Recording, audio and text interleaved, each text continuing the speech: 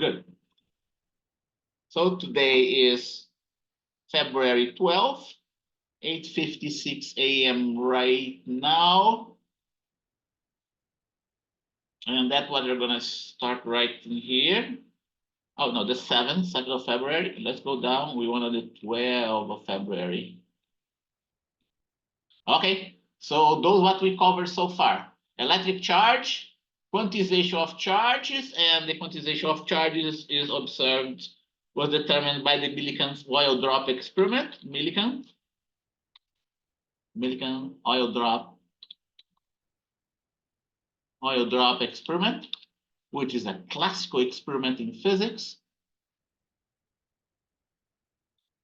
Electric force, we covered the electric force, and then we are covering the electric field right now. But before we go into the details of the mathematical details of the electric field, okay, let's write it down here. Before going into the mathematical details of the electric field, I want you to have a conceptual idea. Conceptual / qualitative idea of how an electric field is determined from a set of point charges, okay? You already know how the electric field of a single point, you already know. Oh.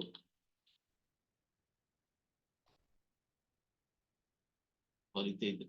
You already know how the electric field of a single point particle behaves.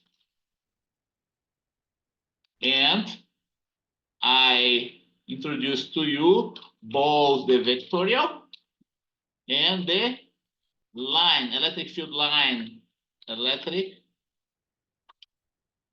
field line.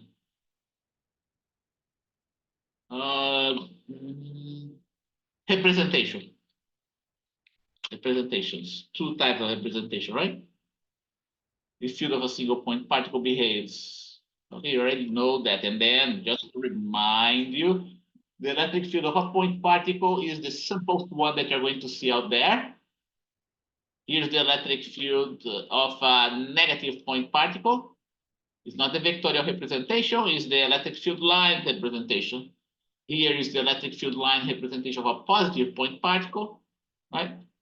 And here is the vectorial representation of the electric field. I didn't put more electric field lines there because it's too much work, okay? But you should be getting that. You should get the idea, right? If let's see if I can do that here right now for you. And I'm going to use this electric field line as a good. Here you go.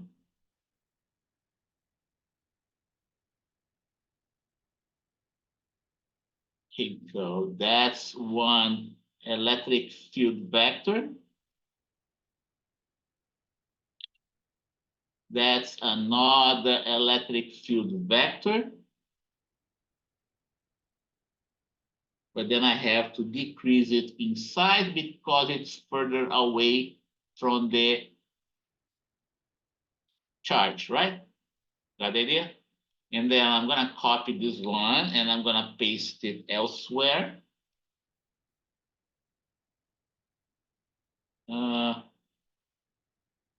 Yeah, okay, doesn't work. So it's got to do this the way I did the other one. Okay, so here we go.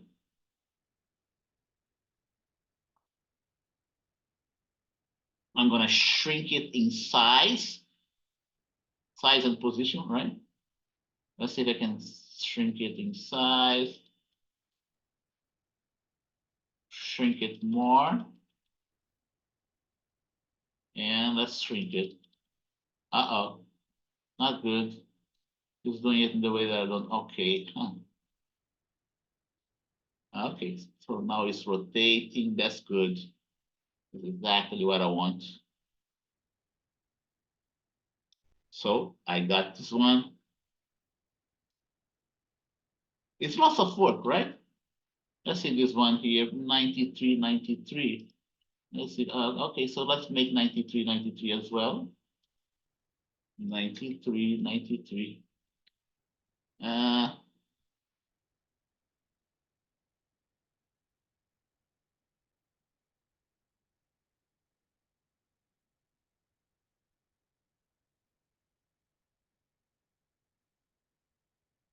It takes much longer to do that with PowerPoint than to do it with to do that in the by hand.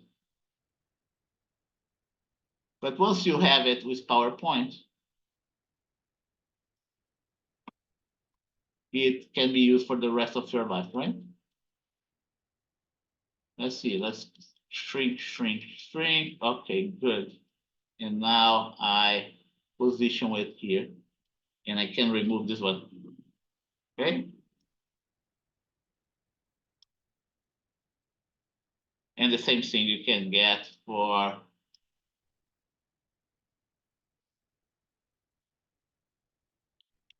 let's see if I can rotate that now. Get that in the rotate, size, and position. Rotation, let's see. Yeah, I can rotate, see that? Should have done that for the other one. And now it's going to be oriented like that. Next one, we are going to rotate it. I don't need that.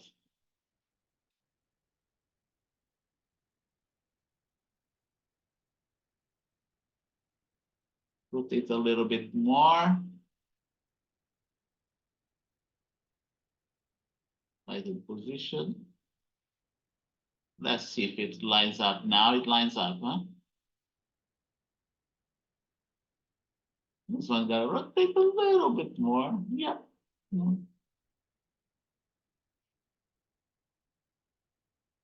Yeah, okay.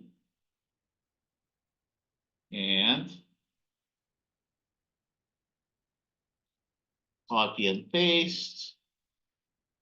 Let's see if we can rotate them all together. Rotation? Nope, we can't. Okay, got to rotate them individually.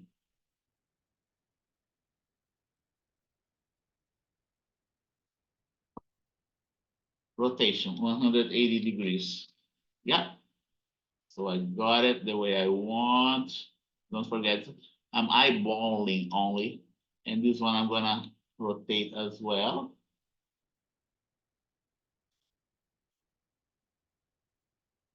Oh, okay. Gotta go another, what, 44 degrees? Nope. Let's see how this thing, it's a really odd way that they, okay, I'm going 224, 224. Okay, now we have better. That's the way our point is set up, right?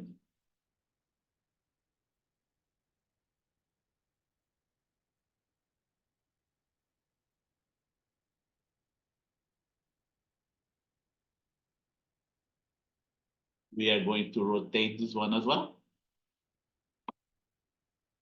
Rotation 270, let's see. Yeah, okay, 270 is to the left. And we are going to, okay, add 90 degrees to this one, 200, 314. Very awkward the way they do it here in PowerPoint. Instead of setting up 90 degrees as though it was a right angle, right? We gotta do the same here for the other side. And I will have to add 180 degrees here to this, or subtract 180 degrees. Let's try 90 degrees. Let's see if I got it. Oh, yeah, I got it. And the strongest field is closest to the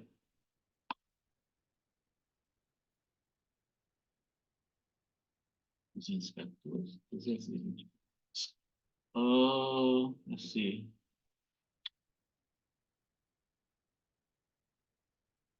Let's do it again. Should be 180 degrees. I subtract 200, 114, 134, 134. Yeah, we got it.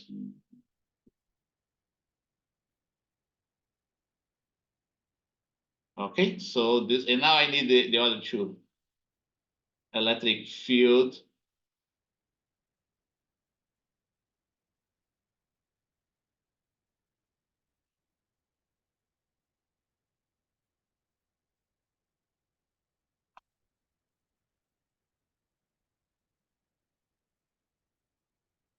Rotate it. Let's see. Yeah. Rotate it, rotate it, rotate it, rotate it, rotate it until it lines up with the other one. It's parallel, right? So it looks like we got that. No, not quite. Rotate a little bit more. Getting there. Okay, that's good. And I'll get this one as well. And rotate it until we get where we want.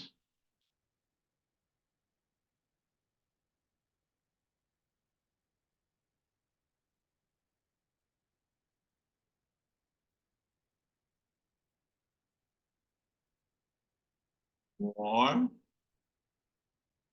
More. Oh, yeah. I think we got it here. Yep.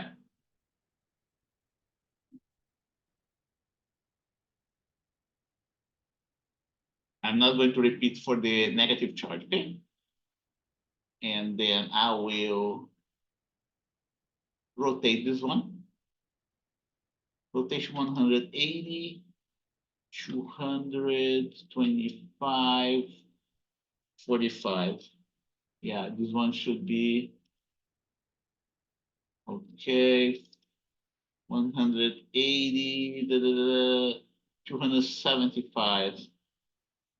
275. Yeah, I got it right. Oops. Rotate a little bit more. Rotate a little bit more.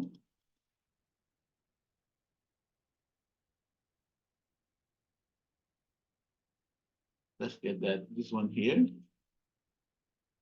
And then we erase this electric field line. Okay? And then you do the same for the negative charges. Things start to become, like I said, this one is the simplest electric field line and electric field vectors that we can draw out there. When you start adding charges, point charges, things start to become a little bit more complicated, okay? Here you go. So here you go. Let's, we're going to do for 2-point charges. And I want you to practice that, okay? I'm planning to put something like that in the exam. I want you to practice that. It's a very qualitative way of finding out the electric field around the distribution of charges. Okay, we start with the x-axis. And I'm going to do one more thing here. Point charge. Electric field of 2-point charges.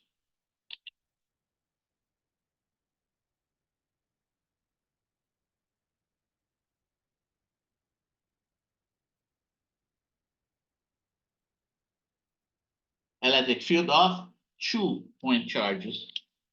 2-point charges, okay? So we start with the x-axis, we add the y-axis, and I'm going to put one positive charge on the left side and another positive charge on the right side. They have the same distance from the origin. We're doing that so you can have a qualitative idea of what's going to be the electric field distribution of point charges, which is the simplest one that you're going to see out there. That's the next level of difficulty. Okay, two charges, 2-point charges, but that's both positive charges. And what are you going to do? Now, I'm going to come to you and say, look, show me what is the genetic direction of the electric field along the y-axis. Okay? So here you go. I have a point, position y. Find the electric field, the genetic electric field at that position. Electric field is a vector quantity. So you start with one of the point charge on the left, and that's what the electric field looks like. Don't forget the magnitude of this charge is the same as the magnitude of this charge.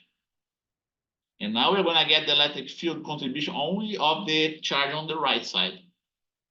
Here you go. We get exactly the same. We get not exactly, but we get a mirror image of the electric field for the charge on the right side.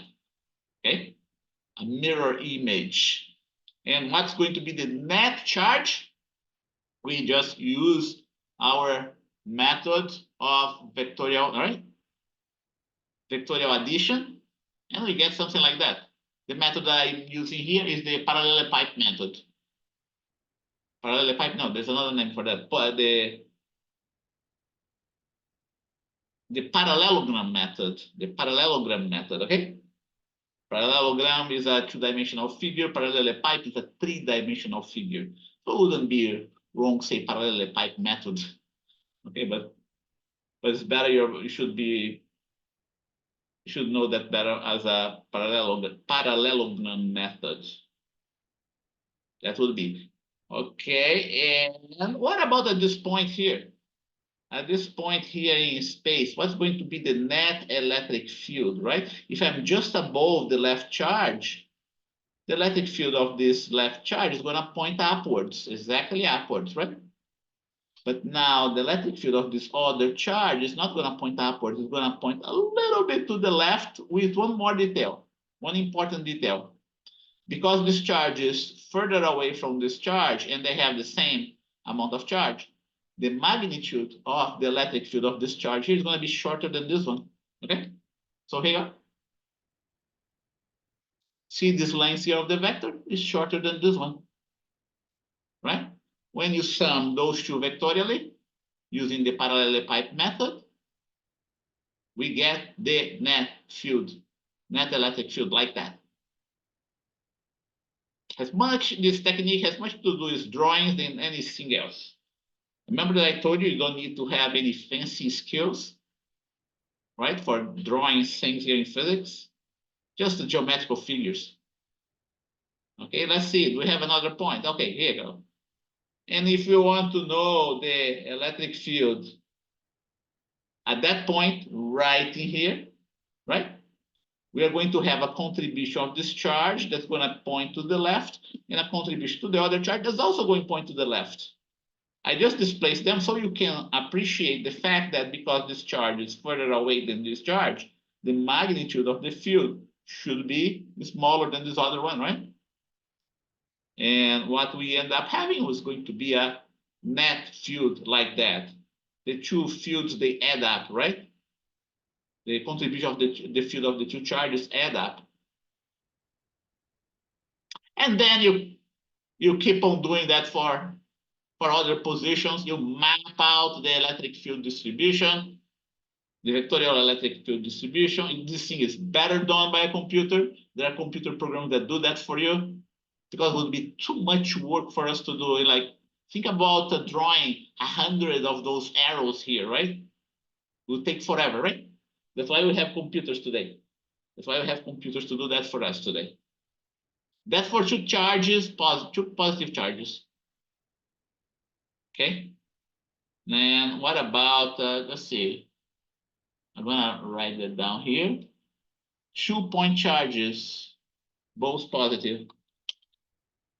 Both positive. 2 positive point charges. Let's put this. 2 positive point charges.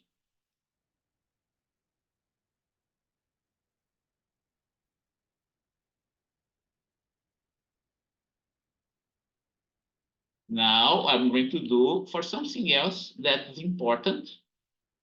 This charge distribution is not as important as the other one that I'm going to draw. Okay. The electric field of 2-point charges, one positive and the other negative. 2-point charges, one positive, positive and negative, positive and negative. Okay, and that's what we call a dipole.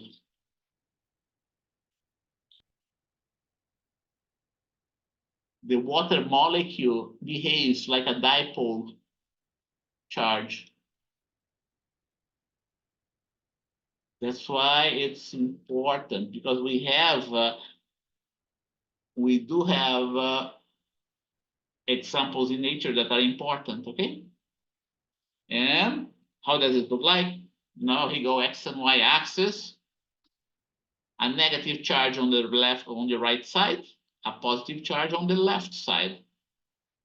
And then we are going to map it, the electric field distribution at the point y. Okay? At those points here along this axis, and along this axis, the easiest one to do.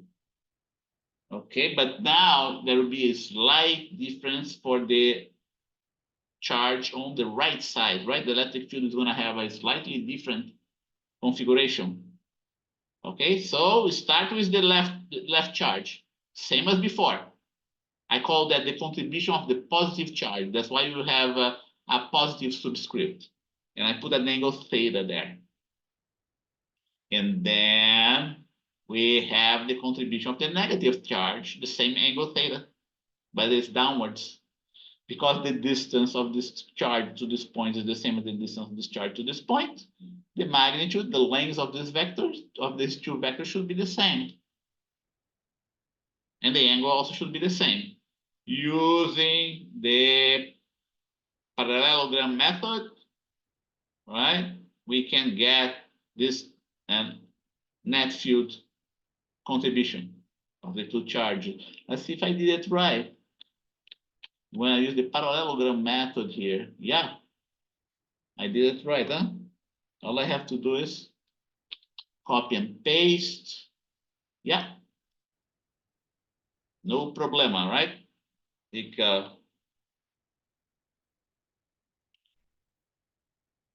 I'm gonna remove this one here.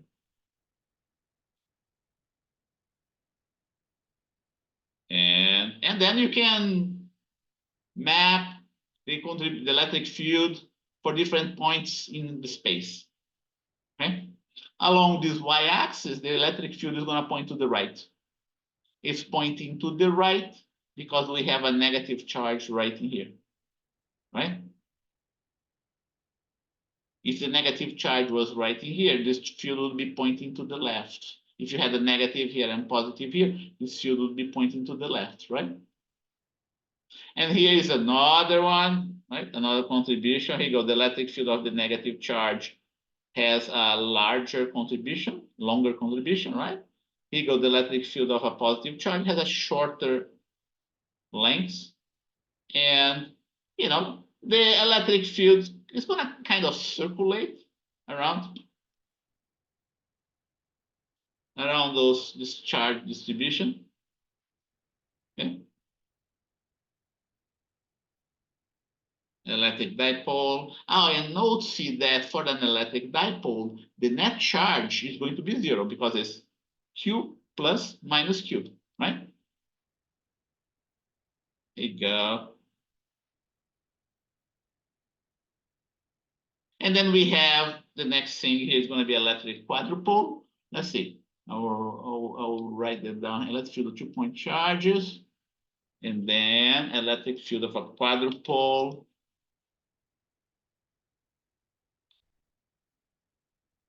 Yeah, right in here. Electric field of a quadrupole. Of a quadrupole.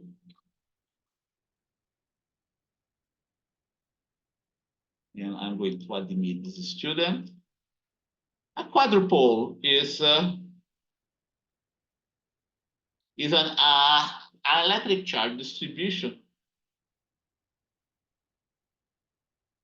that has a moment of dipole equal to 0. Okay, let me show you something else. Okay, so you know what I'm talking about. Okay, here you go.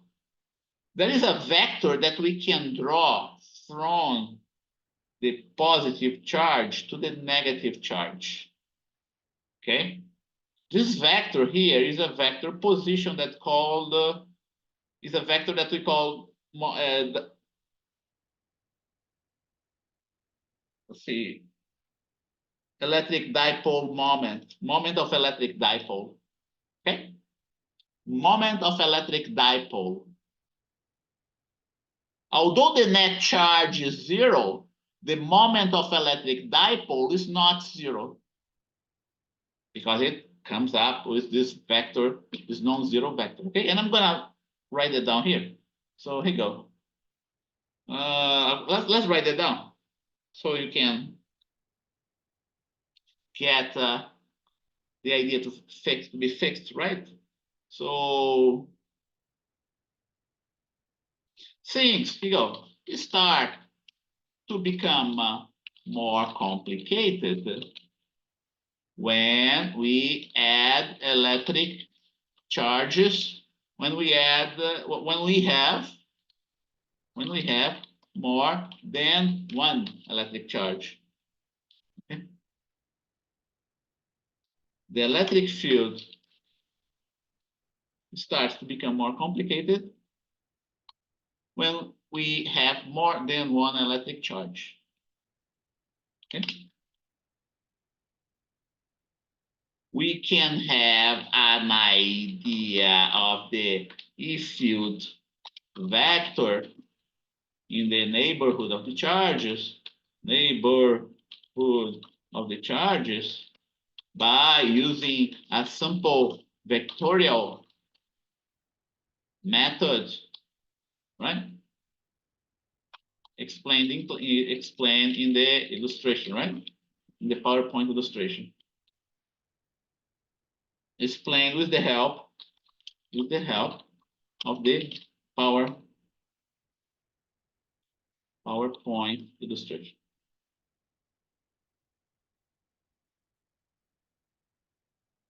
You know, practice at home. Practice at home. The E field distribution, vectorial method, right? For 1, 2 positive point charges. That's the home E field distribution, vectorial method for 2 positive point charges, right? Find at 3, practice at home the field distribution using the vectorial method. Using the vectorial method.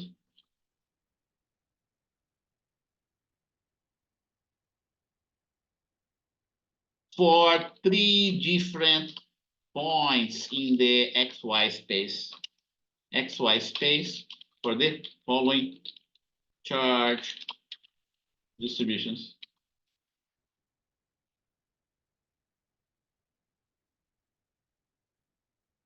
Two positive point charges separated by a distance A, right? A. Two negative point charges separated by a distance A. One positive and the other negative point charge. This is an electric dipole separated by distance A as well. Okay. 3 points for each one. Okay. If we're now recall and note see that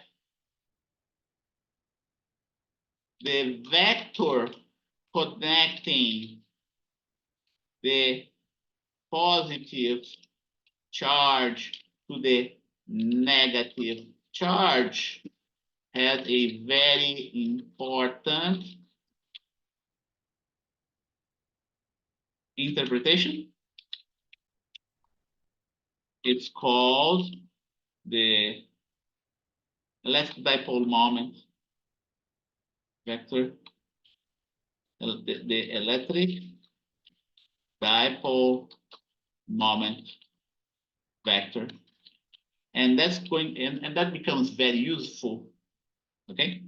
When we start, this vector becomes very useful when we move to find out the E field, the E field distribution of the next charge distribution, the E field of the next charge distribution, the electric quadrupole, okay? And the electric quadrupole is like that. Here you go. Remember that. It's not difficult. It's not difficult to memorize how the electric quadrupole looks like once you know, once you have this idea of the electric dipole moment. Okay? We usually represent that by the letter P. So let's take a look at the electric quadrupole. The electric quadrupole is like that. Is one charge, one big charge minus 2q, magnitude minus 2q at the center, and another charge q at the right, another charge q at the left. Okay? This electric quadrupole charge is thought to be composed of two electric dipoles. Think about that. We have an electric dipole moment to the right, right? See that? And another electric dipole moment to the left. So it is as though this charge is broken down into two minus q charges, right? Minus q to the left, minus q to the right. So you have an electric dipole to the right, an electric dipole to the left. But one important detail. Not only the net charge is zero, just like before, but the electric dipole moment is also zero because it's one vector to the right and another vector to the left. Both the same magnitude, but opposite direction. Okay? And then I'm going to document that for you too. Okay. Note that for an electric dipole, the net charge is zero, right? Q plus minus Q equal to zero. But not its electric dipole moment vector, moment of electric dipole vector,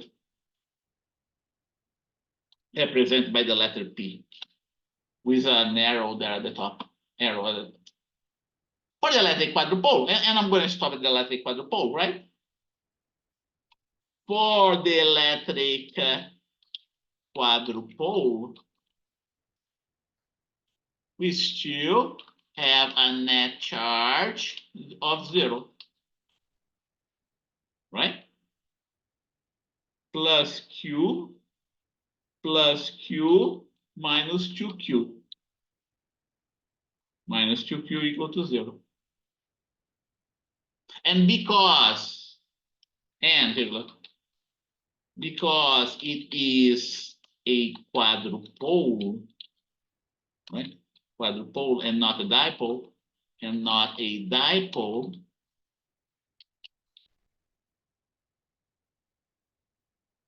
the electric dipole moment, the net electric dipole moment is also zero. Is also zero. Is also zero. Because we are going to have a p in one direction plus another vector minus p in the other direction.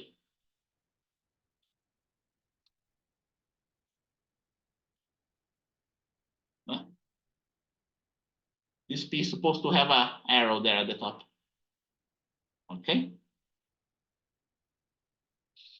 That's exactly what you have. Let me give you another example here of an electric dipole, right? But now suppose that this charge wouldn't be here. Suppose that this charge wouldn't be here, right? Suppose this charge would be here. Suppose that this charge would not be aligned with the other two. What would we get? Would we still get an electric quadrupole? The answer is no. The answer is no, because we have an electric dipole vector in this direction and another electric dipole vector in this direction. Make sense?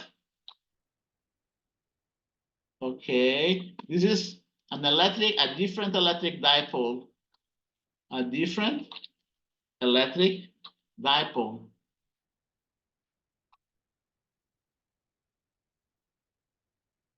Net charge zero, electric dipole vector, different of zero.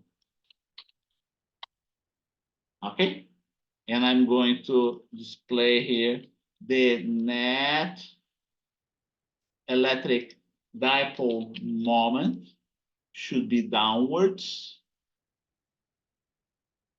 And let me raise this guy a little bit here.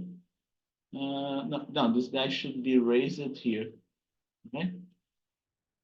And I'm going to show you how does the electric dipole moment looks like, right? Electric dipole moment for this case looks like something like that. I'm gonna put it with a color green. Yeah. Right? We have 1 minus 2q charge and 2 plus q charge. But this thing is still an electric dipole with this electric dipole moment. Okay? And here you go. And now you can, come up with the electric field distribution, electric field vector distribution for the quadrupole. Okay? So let's put that here, another homework here for you. Oh, already did that, right? Let's see. Okay, here you go. This one. Find the for 3 different points in x, y, for the following charge distribution. One,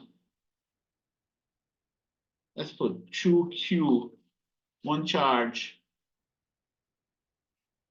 plus 2q at the origin, 1 minus q at distance a along the x, the positive x-axis, and another minus q along the negative x-axis. Okay.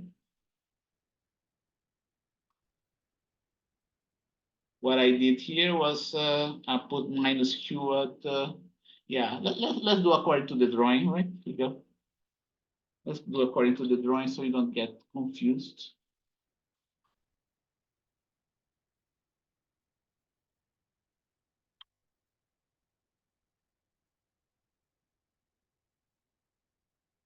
At a distance, right?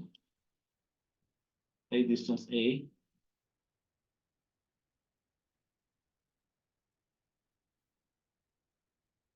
Negative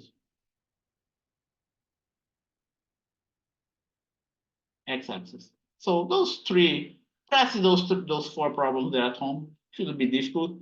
and get points, get easy points, like one along the x-axis, another along the y-axis, another along the x-axis, okay? Get points like that. Those are the three important charge distributions that we have.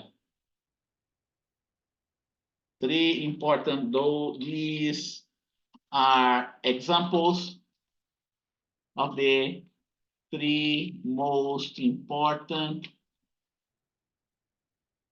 point electric charge distributions. A single point charge, right? One, a single point charge, a dipole, one positive charge, and another negative charge of same magnitude. Okay, a quadrupole.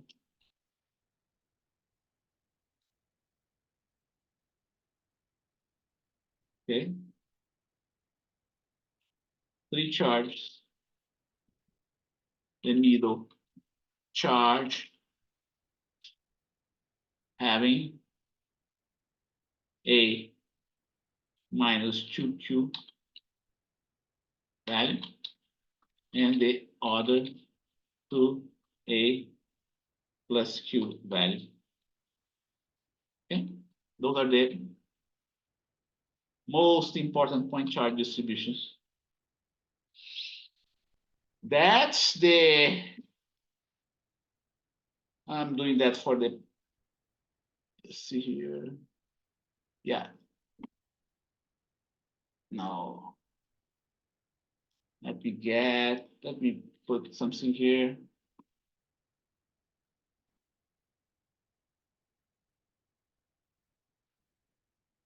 $940. Any questions so far? For you to understand better the electric field distribution, you gotta practice that at home, okay? Having a good pictorial view of the charges. Let's take a look at the book. The book must have a, let's see, this one here. Yeah, I'm gonna go here, the book.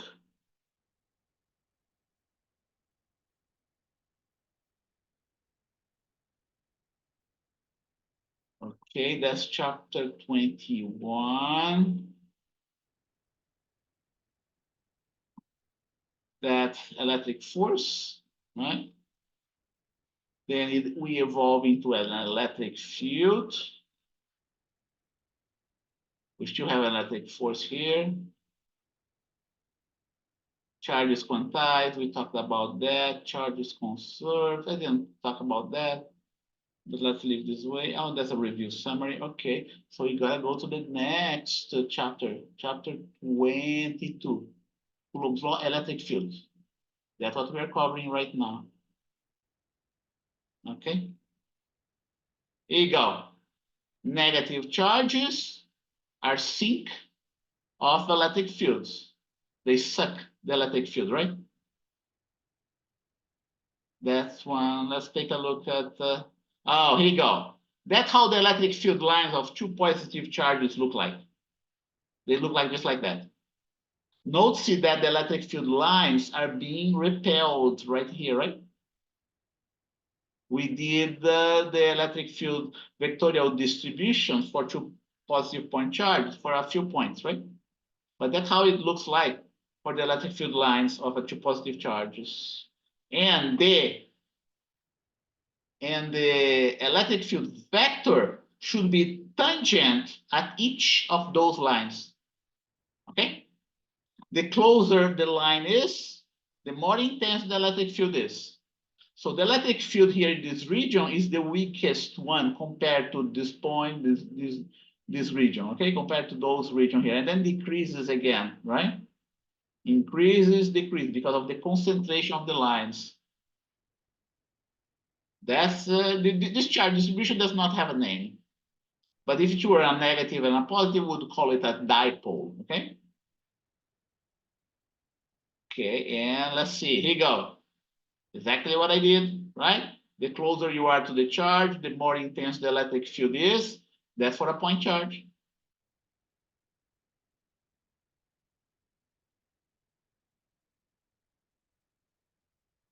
The electric field due to a dipole. Okay, that's how it looks like for the dipole. Remember that I told you at that axis there, the electric field is in the horizontal direction. Okay. Let me copy this figure. So, and let's go back to my drawing here. Yeah, this one that I want. I'll paste it here. Oh, I didn't paste it. Yeah. Why is that? Let's try it again. Copy, image. Let's see. Ah, it's not pasting. What a shame. Okay. Well, notice that the field is parallel to the vector connecting the two charges, right? Along this axis, and that's exactly what you have. Okay, it's just rotated 90 degrees, this figure. So the field point in the direction of the positive charge, from the positive charge to the negative charge, right? Here, at this point, the field is away from the positive. Here, at this point, the field is towards the negative charge. Okay, I didn't do that, but you could have done that. Yeah, I didn't do along those points, but I did at a more generic point right here. Let's see if you have more than that.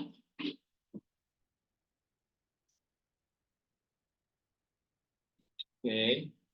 Okay, so that's the electric field line that I want to show you. Okay. But now what are we going to do?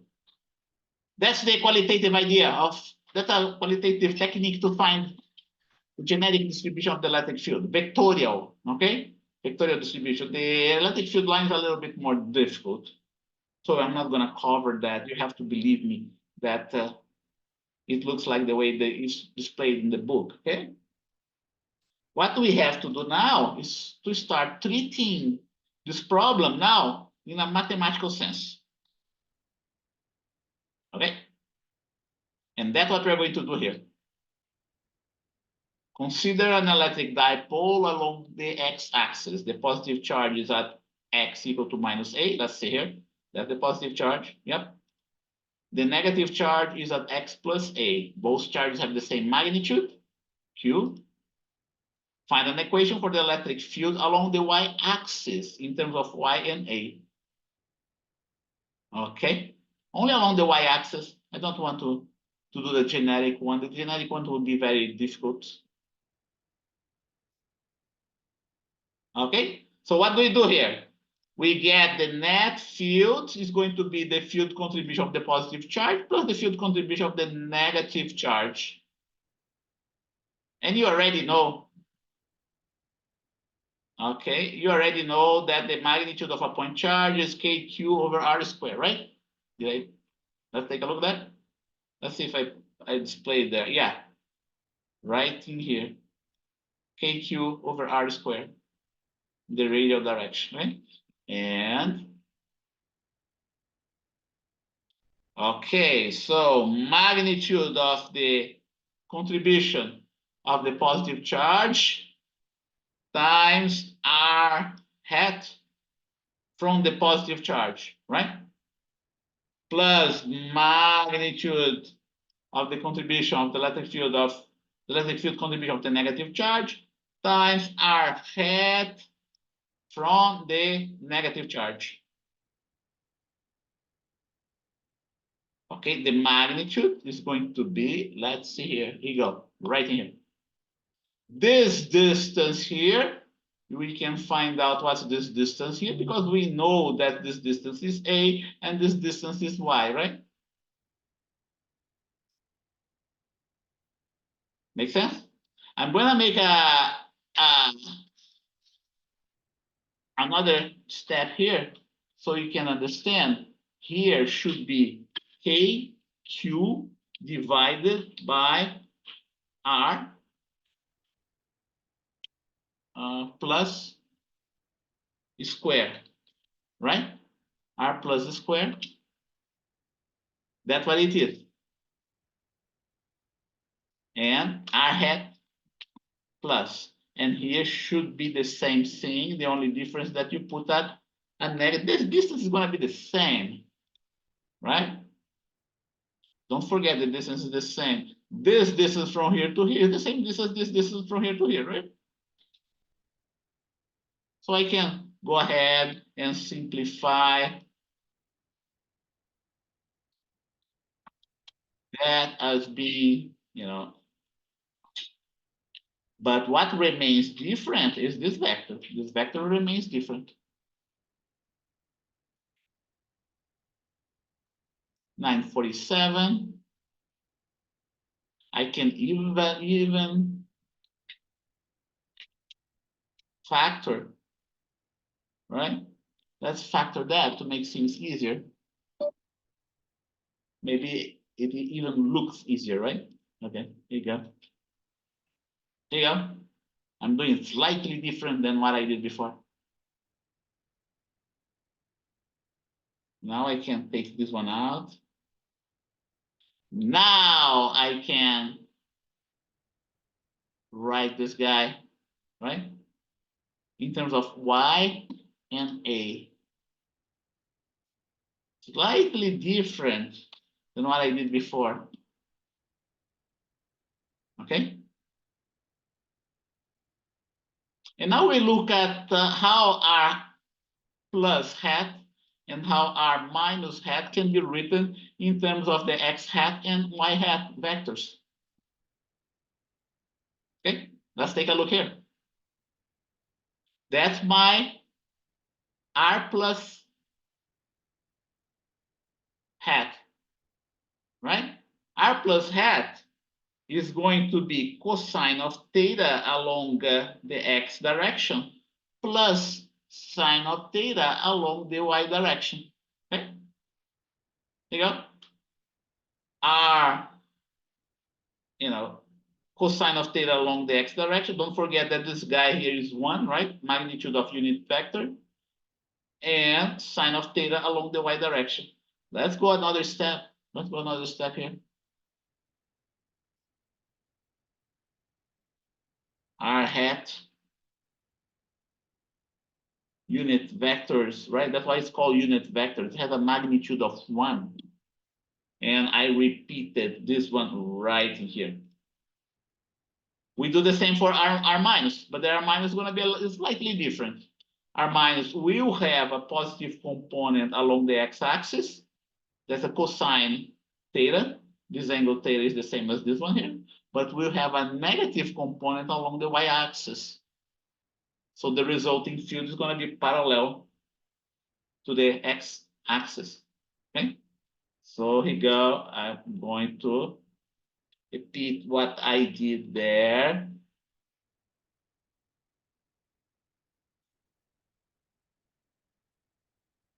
Like that.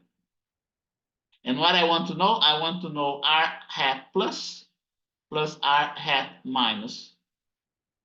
Okay. And I'm going to write that down here. I'm going to, using this result, sum one with the other. All that's left is the x component, right? Cosine x. Let's see. I'll copy and paste everything here. You go. Plus. And then I do the simplification afterwards. This one cancel out this one. Right? 2 cosine of theta. 2 cosine of theta. Yep, x hat. I don't like this one. That's too complicated, right? That's too complicated. And now,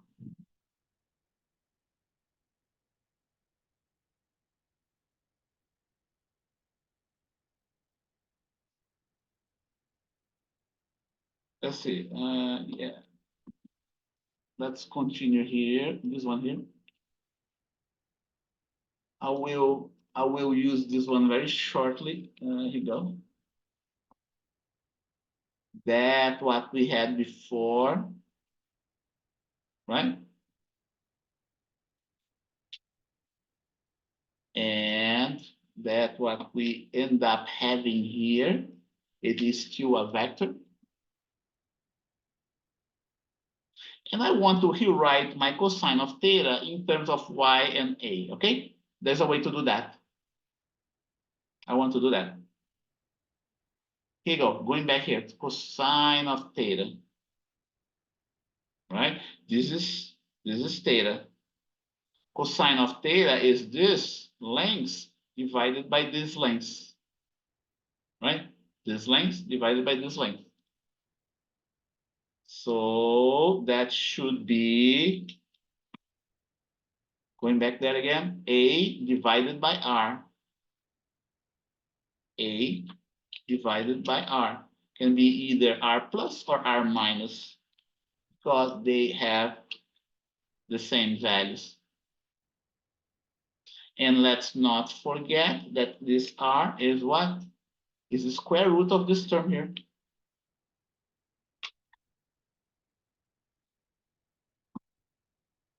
Right?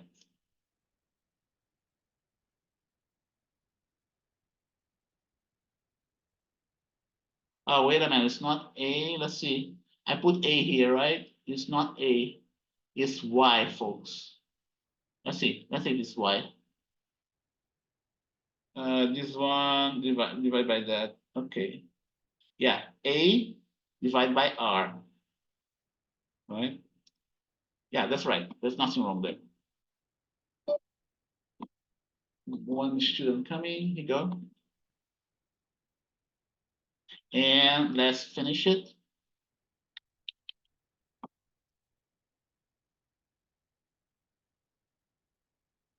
That what we end up getting here is going to be a parenthesis and a 3.5. Oops. 3.5. Here's going to be 2a, 2a kq. That's what we get.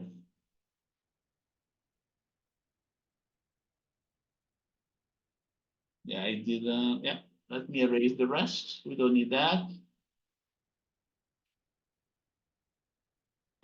We don't need that. 2a kq is exactly the same. Yeah, exactly the same, right? 2akq, 2akq. Y squared plus a squared raised to the 3/2 power x hat x hat. Okay? That's 955 right now. Okay, so look at that. 1, 2, 3, 4, 5, 6, 7, 8. 8 lines. Okay. And let's see if we can start our breakout. I'm gonna take attendance right now. Any questions? Let's see if there is anybody here asking questions. I don't see it. Okay, 12.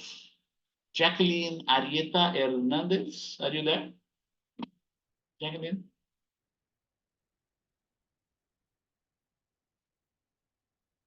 Taking attendance.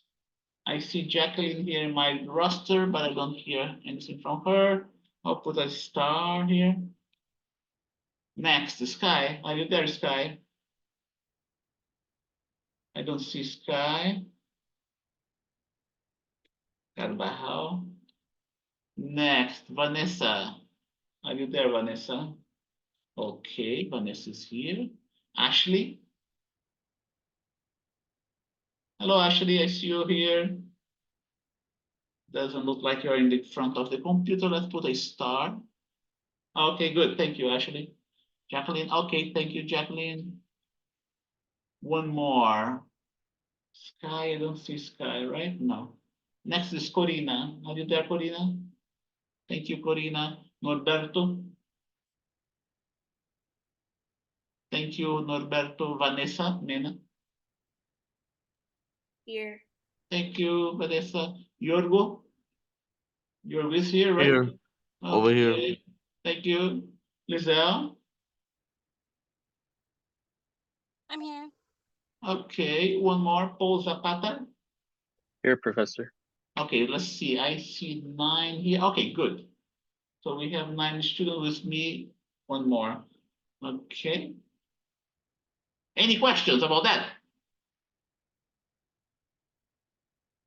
Like I said, to understand better this concept, practice it there at home, especially the drawings that I made here. I didn't do the qualitative for the quadrupole, but should be something like, let's see, should be like electric field down. No, let's see, downwards.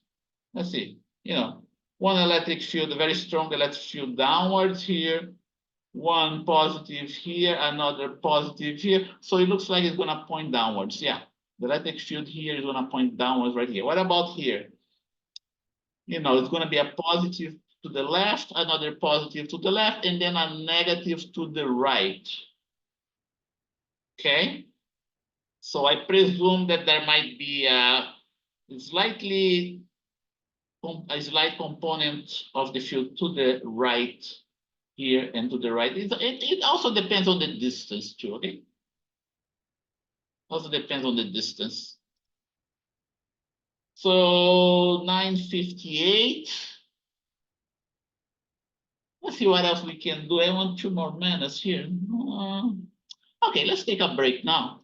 And our break is going to go from 9:58 to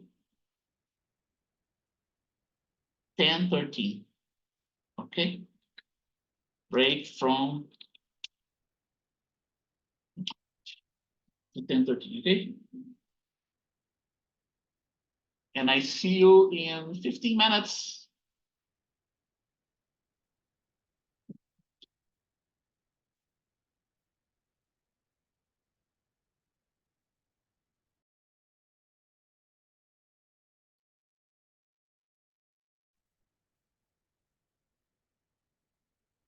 I'm back.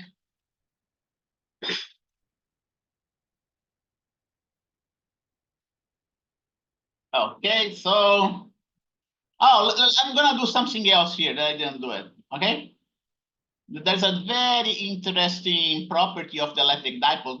Don't forget, this is the electric field for the electric dipole. This is the electric field of an electric.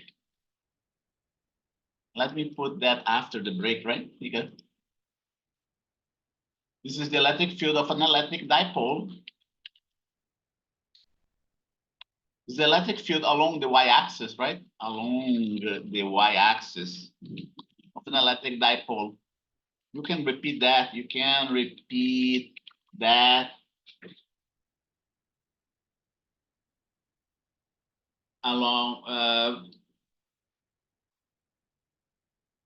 for, let's see, you can repeat that along the x-axis too. Okay. But there is a very interesting property here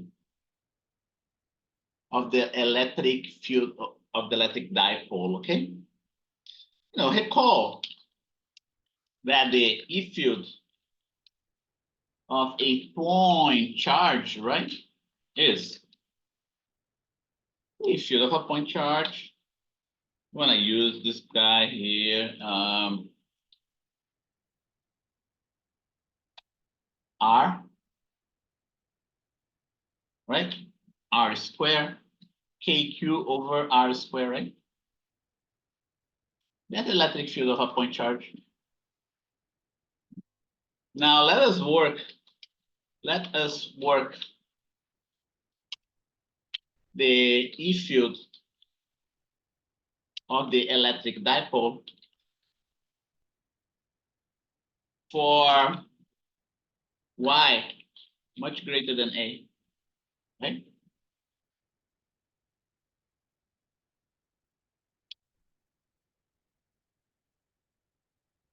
For a distance that's very large, or even better, for y, for r or y much greater than a.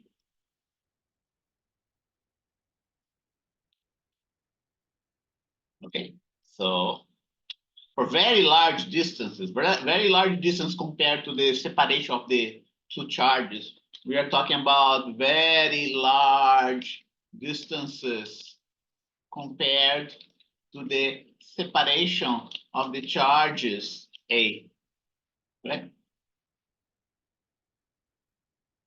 And well, and we can do that with this equation. And how do we do that? The way we do that, we apply a little mathematical trick, okay? And this mathematical trick consists of factoring y out of that parenthesis. When I factor the y squared out of that parenthesis, I end up with something like that. Can you picture that? Okay, simple enough, right? All I did was to factor it. If I expand this term here, we go back to this one. So there is no difference. And then I'm gonna do something else too. Okay, I'm going to get this y squared outside this parenthesis, okay, which has, it was gonna be something like that.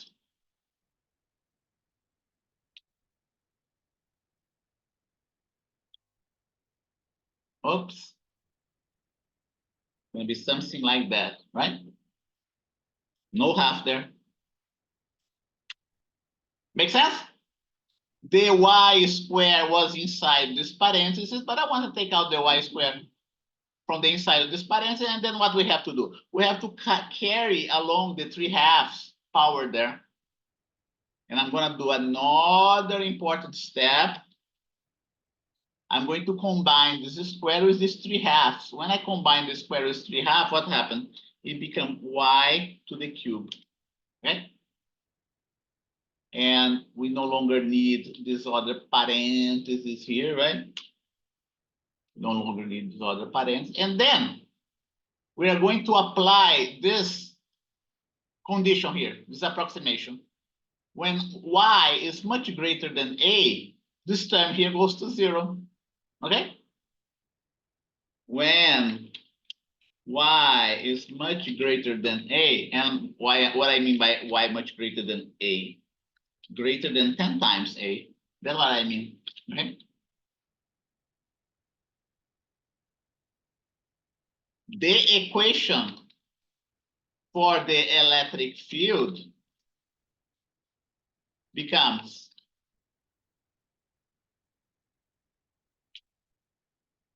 when y is much greater than a, this term here can be neglected, okay?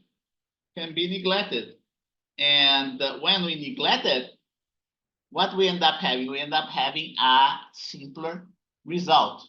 And that result is going to become an approximation now. Okay? It's going to become an approximation, and this approximation, don't forget this term can be neglected. What does it mean by neglected? It becomes 0, approximately 0, right? And look what we end up getting. We end up getting something that's inversely proportional to the cube of distance. Okay?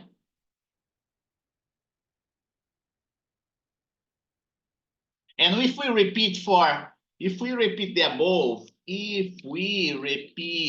the above, for any point in the xy plane, what we actually get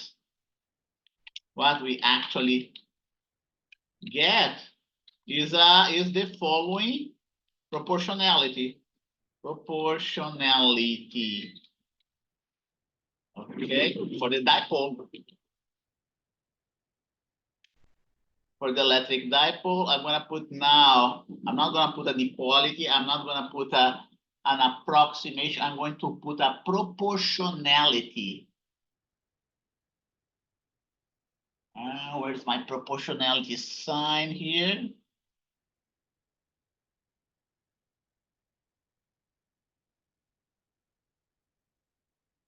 Proportionality sign. I don't see it here. Oh, here you go. I got it. It's going to be something like that. And I'm talking about proportionality. I'm not talking about equality. The electric field of a dipole decreases with the cube of the distance. Okay. If we repeat the above for any point xy plane, we get the following proportionality for the electric field of the dipole. Now, recall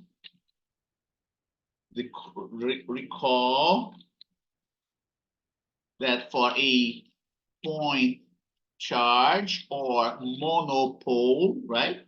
That's what a point charge is. It's a monopole. The proportionality is the inverse of the square, right? And what we find out, if we repeat the same for a quadrupole, okay, we get something that resembles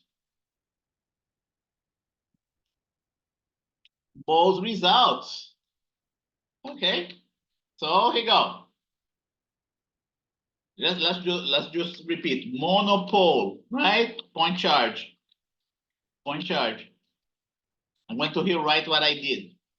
E, it's not E net, it's gonna be, yeah, let's leave E net. Dipole, two charges.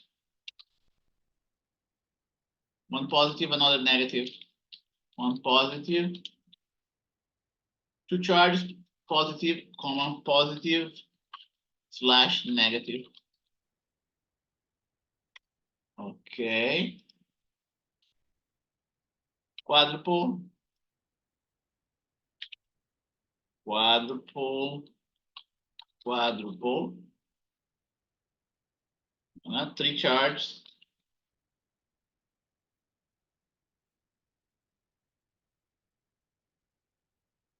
If we repeat that for the quadrupole, look what we're gonna get. I'm not gonna do that here. You have to believe me. You know, it decreases the force power. First, we have the square of the inversely proportional to the square of the distance. Then, inversely proportional to the cube of the distance, the force power of the distance. And then if you want to go for the other beasts that we have there, okay? Monopole, dipole, quadrupole. The next one in line is the octupole. Octupole. I'm not even going to tell you how many charges we have there, because this guy here is going to go down is the fifth of the distance. That can be proved mathematically. Okay. All of the above for R much greater than A. A means where A is the dimensions, is related to the dimensions of the charge distribution. The dimensions, okay? Make sense? Right? And this thing really holds. But don't forget, it's for a distance much larger than the dimensions of the charge distribution. For the case of the dipole, the dimension of the charge distribution, the separation between the charges, okay? Which is A. For the case of the quadrupole, the dimensions is the separation. It should be like something around 2A, right? And so on. That's what you have to know about that. And now we are ready to do something else. Okay? Let me just summarize what we did so you don't lose track of what we have been doing. Here you go. What we have been doing here. Electric charge, quantization of charge, electric force, electric field of point charges. I'm going to put it like that, point charges distribution. Okay. And the next one in line here is going to be a problem a little bit more difficult, but it's still the electric field. But it's the electric field of a continuous distribution of charges. It's more difficult, okay? So let's put that's the sequence. Let me see if I can get you okay. Okay, we're done here.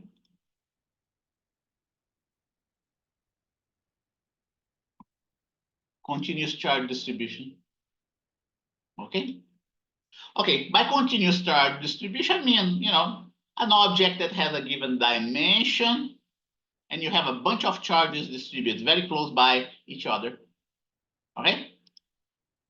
This type of problem is more difficult to deal than the point charge problem, but it does use the same result of the point charge problem. So we have a point somewhere in space, can be the three-dimensional space.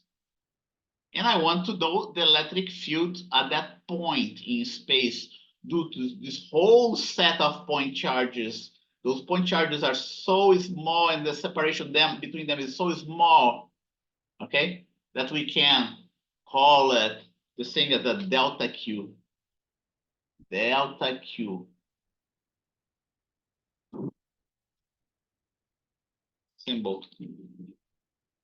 Delta Q1. This object is made of several infinitesimal charges very close by each other. This contribution here, this delta Q1 charge contributes this much electric field.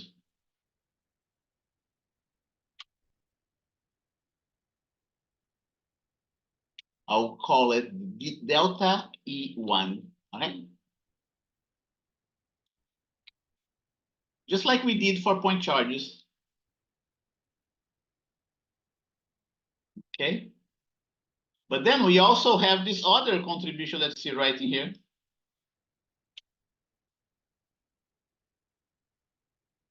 Delta Q2, which is also going to contribute an electric field at that same point, right? I'm putting, I gotta put delta Q in there. Let's see here. If I don't, let's see here.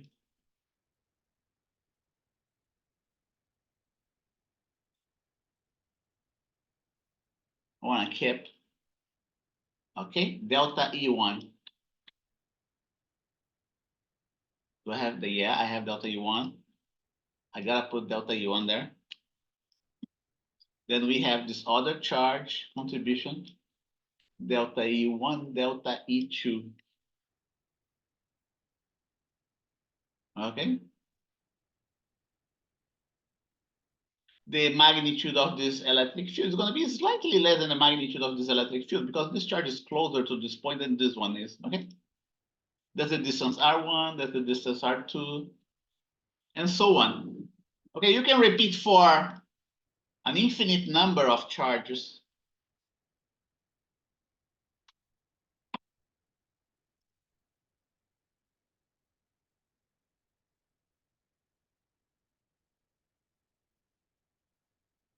And you are going to end up having that net electric field that you saw before, right?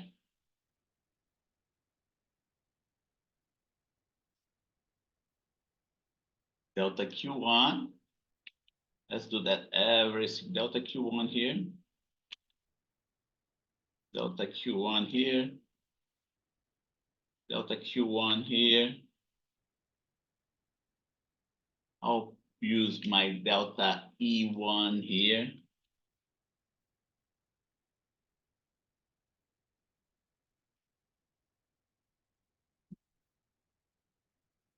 Delta Q1 here. This notation that you see here is the notation that I use for my Physics 38 course, which is a calculus-based course. So for your case, I have to change the notation. Delta E1.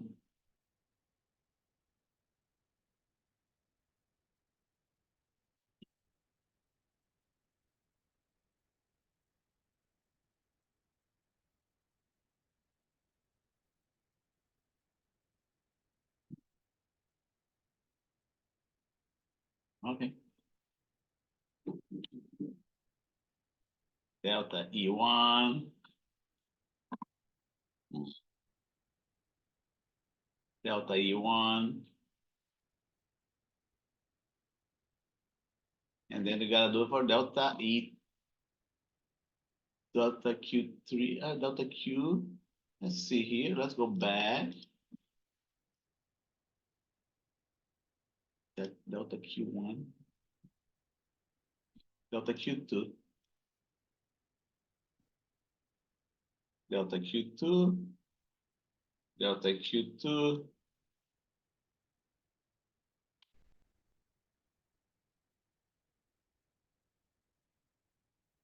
delta Q2. That's the genetic idea that you must have, the qualitative idea that you have to have in your mind when we are calculating the electric field distribution for continuous distribution of charges, electric field of a continuous distribution of charges. Delta Q2.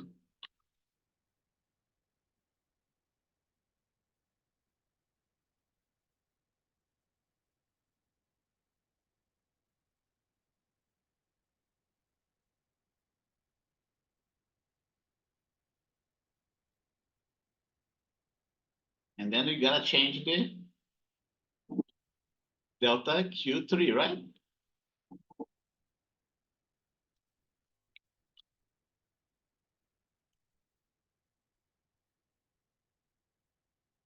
And so on. Huh?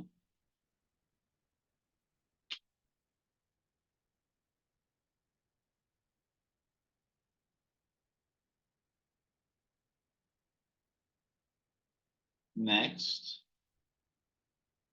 Next. And then we gotta change the delta E3 there.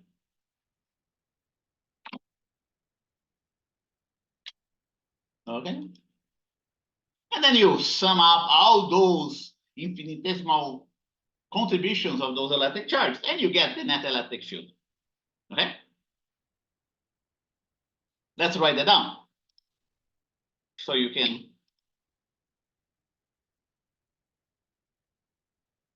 Okay. Now, continuous distribution of electric charge. Continuous distribution of electric charges. E field.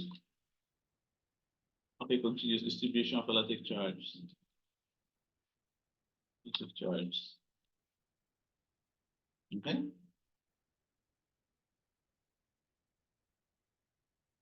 Treat every piece of the distribution as being an infinitesimal electric charge that contributes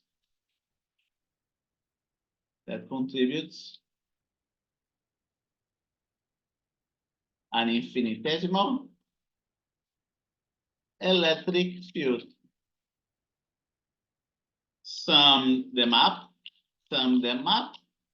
and you get sum the electric field, the E field, sum the E field of each contribution, and you get the net field. Okay. In this course, we are going to find out the E field for some special distributions, okay? The easiest one is that of a ring distribution of electric charges. That's the easiest one.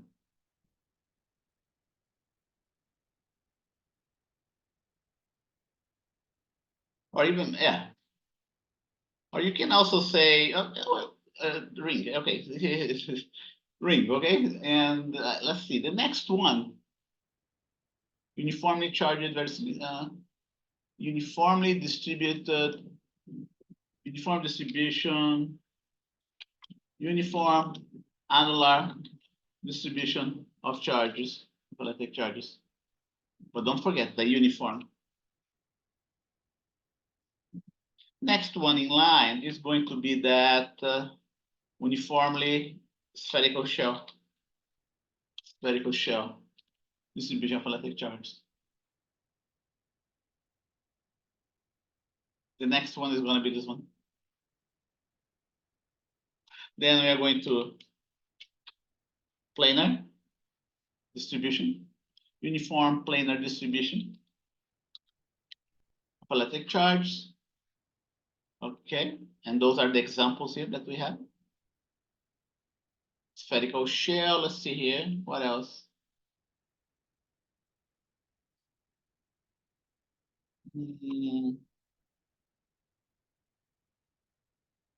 Charged shell, let's see, plate, okay, planar. Remember we had a planar distribution of charges last time with the Millikan oil drop experiment, so it has applications there. What else?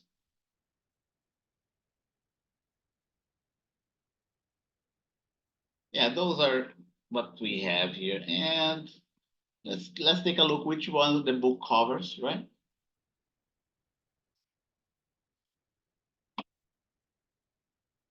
And that we find, here you go.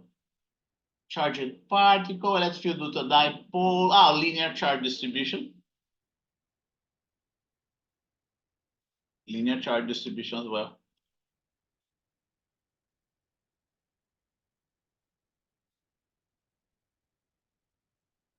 Uniform linear distribution. Electric charge.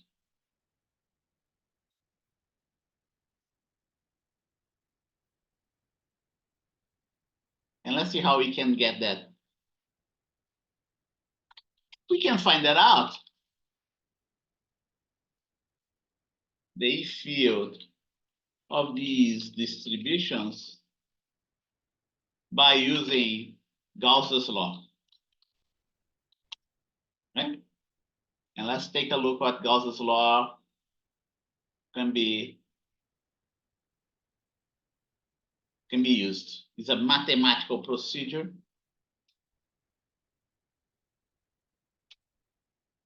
What's Gauss's law? Gauss's law is just a more convenient format of Coulomb's law. That's what it is. And Coulomb's law is what you saw before. Here you go. That is Coulomb's law. Here you go. That's Coulomb's law here.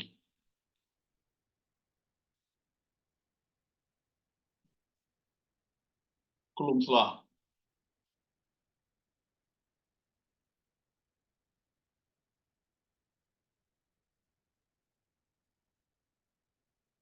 Okay.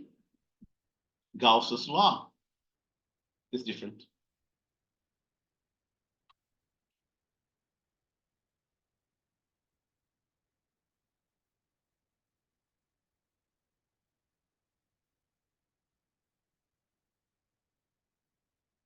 You know, the way we formulate Gauss's law is in the following way. Let's see here. Is this equation right here? And you have to memorize that. Gauss's law, okay? It is the electric field multiplied by a given area that I'm going to explain to you what this area is, times the cosine of the angle between those two vectors. Electric field and area are vectors, equal to this term, which is the charge enclosed by a given surface, okay? Which can be here written in a different way. 1 divided by epsilon naught is equal to this term that you see right here. You gotta memorize that, okay? Memorize the above. Memorize the above, okay? So remember there is the Coulomb's law, but there is also Gauss's law, which is a different format of Coulomb's law. Gauss's law is just a different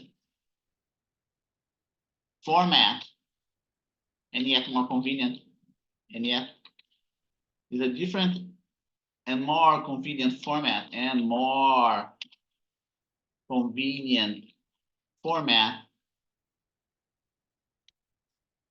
of Coulomb's law.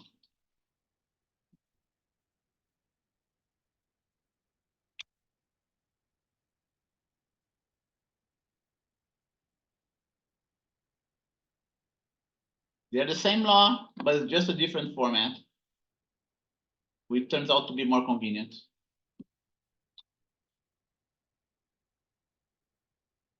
Okay, this term that you see here has a name too. It's called the flux, even better.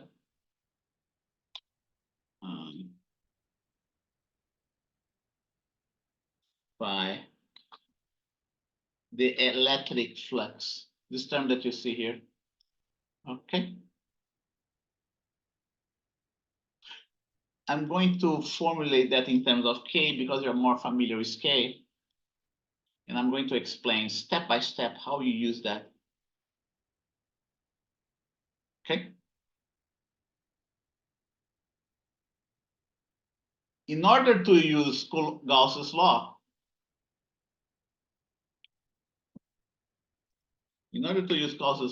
you must take a series of steps. In order to use Gauss's law, you must use a series of steps. Okay?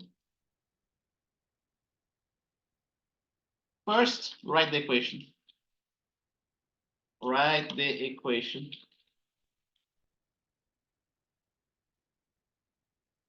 Second, okay, determine if the problem has any type of symmetry. Can be spherical symmetry. It can be spherical symmetry, cylindrical symmetry, etc. Spherical or cylindrical symmetry,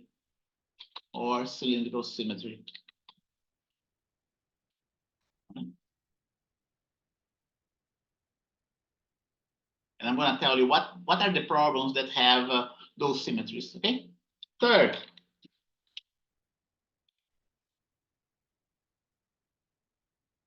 draw an imaginary surface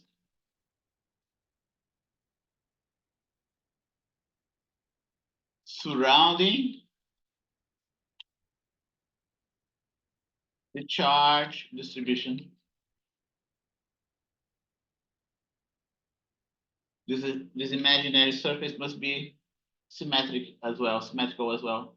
This imaginary surface must be symmetrical as well.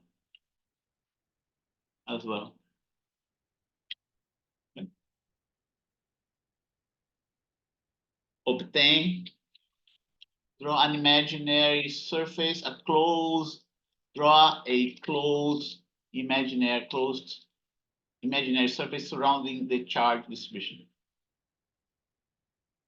Obtain the electric flux electric flux through this closed surface. Solve for the electric field. What I didn't tell you is that to here.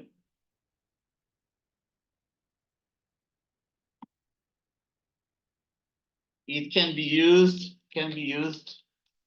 to solve problems that have symmetry. And that's the important point, okay? If the problem is not symmetric, you cannot solve, you cannot use Gauss's law. That's the important catch of Gauss's law. But it's still far better than keep on doing what I spelled out here before, right? Think about that, get the electric field contribution of each infinitesimal charge here. This is very difficult to do, okay?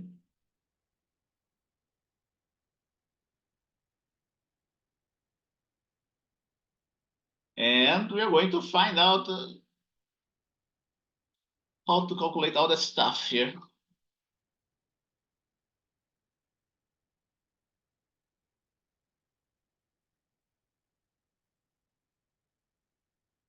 Okay. Well, let's do that for the point charge. The point charge is the easiest one to see it, okay? So let's put here, instead of, let's put point charge.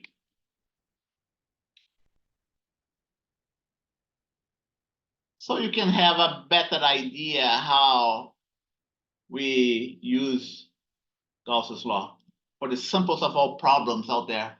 This one I don't need anymore, but we need this one. Let's see if I have an illustration for the point charge.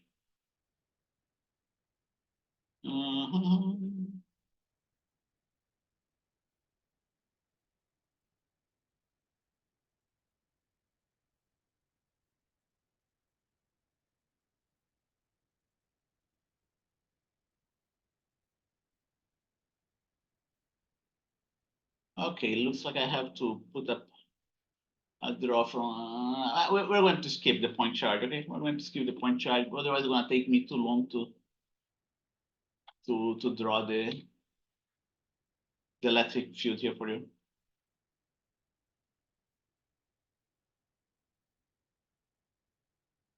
Let's see. Gauss's law.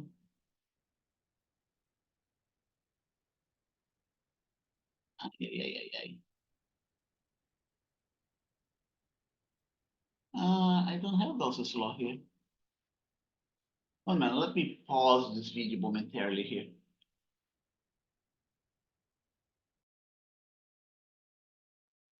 Okay, now I remember to start the recording, right? And again, you know, if I forget to turn on the recording, feel free to remind me.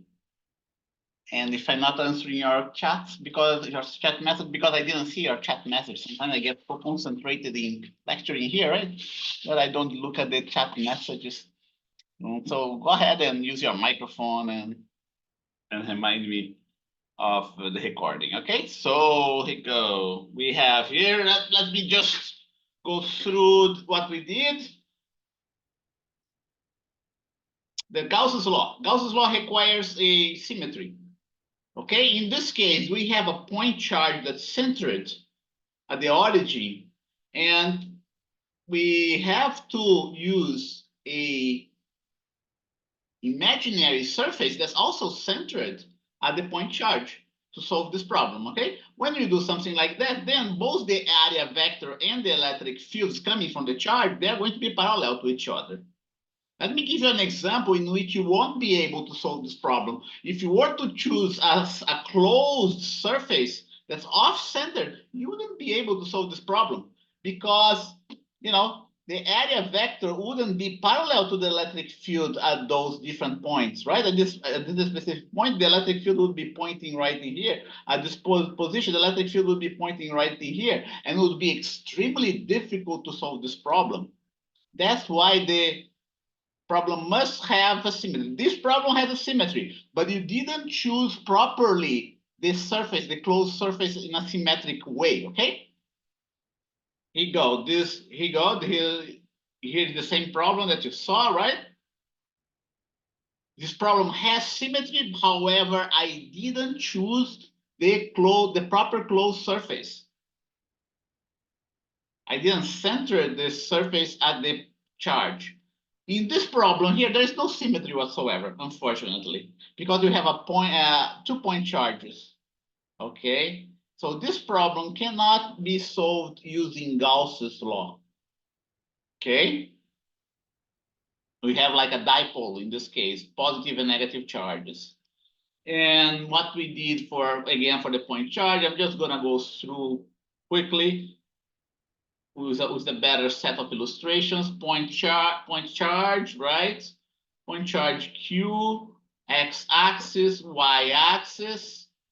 And we do know there is an electric field coming out from this point charge. We just don't know what is the mathematical relation of this electric field. Okay, it's very reasonable to assume that we have electric fields radiating away from this charge. And then the next step is to choose an imaginary surface. The imaginary surface is this sphere. Is the imaginary represented by the dashed lines that you see right in here. The electric fields are perpendicular to the, not perpendicular, are normal to the surface. And on the top of that, the area vector is also normal to the surface. So much that the area vector ends up being parallel to the electric field in this specific case, making things easier for us to solve, okay? Here you go, that's the tangent to the surface. Area vector must be perpendicular to the tangent, okay? The radius of this surface is r, and then you get that solution that you saw.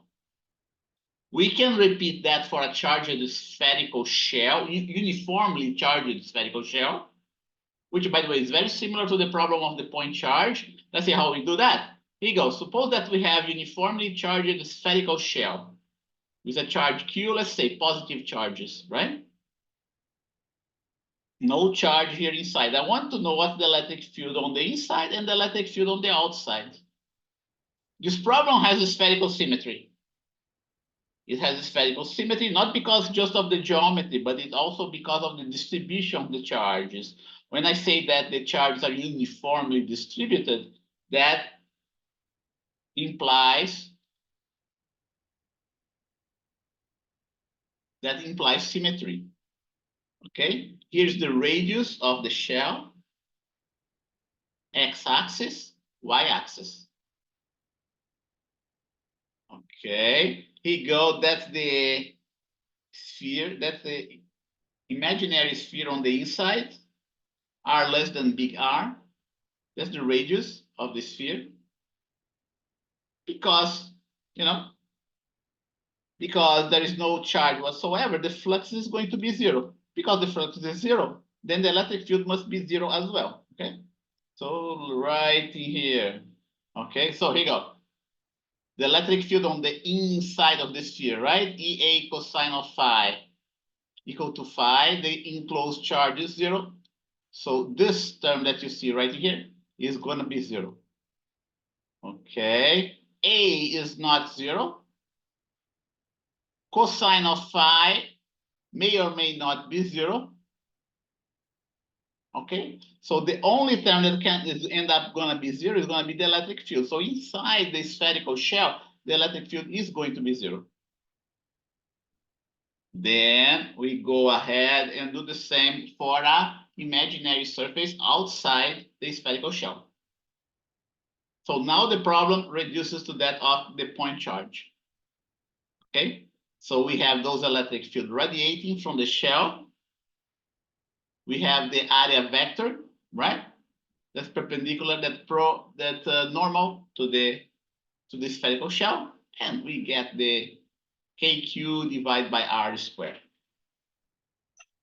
The other problem that we have, let's see here, we cannot do this one. Yeah, we can do this one. Yeah, let's see if we can do this one. There's the spherical shell, and let's take this one out here.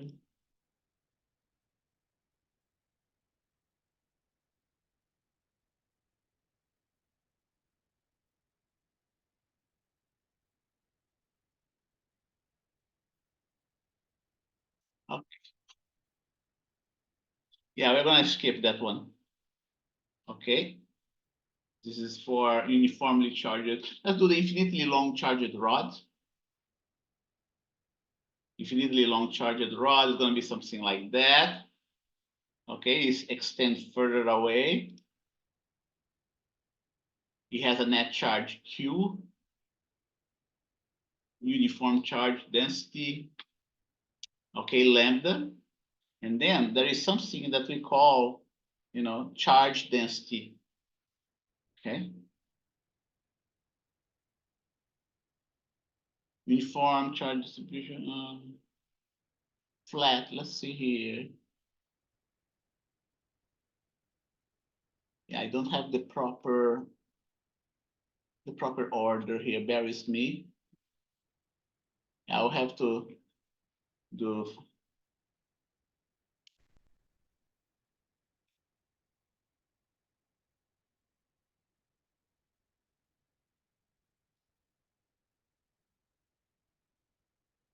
Yes, large planar surface. Okay, let's do calculate the electric field of a very long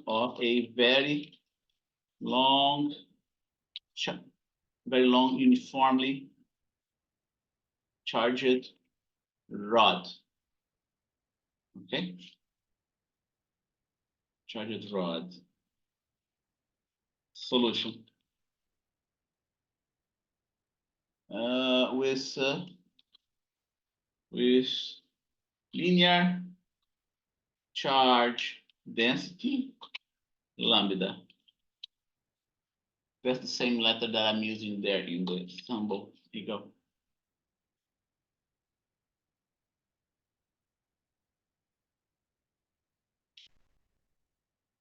Okay, so here you go. Lambda that you see in there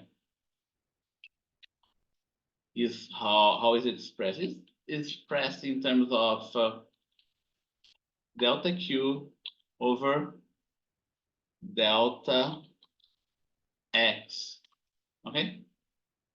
Equal to a constant. That's what it means. Uniform distribution.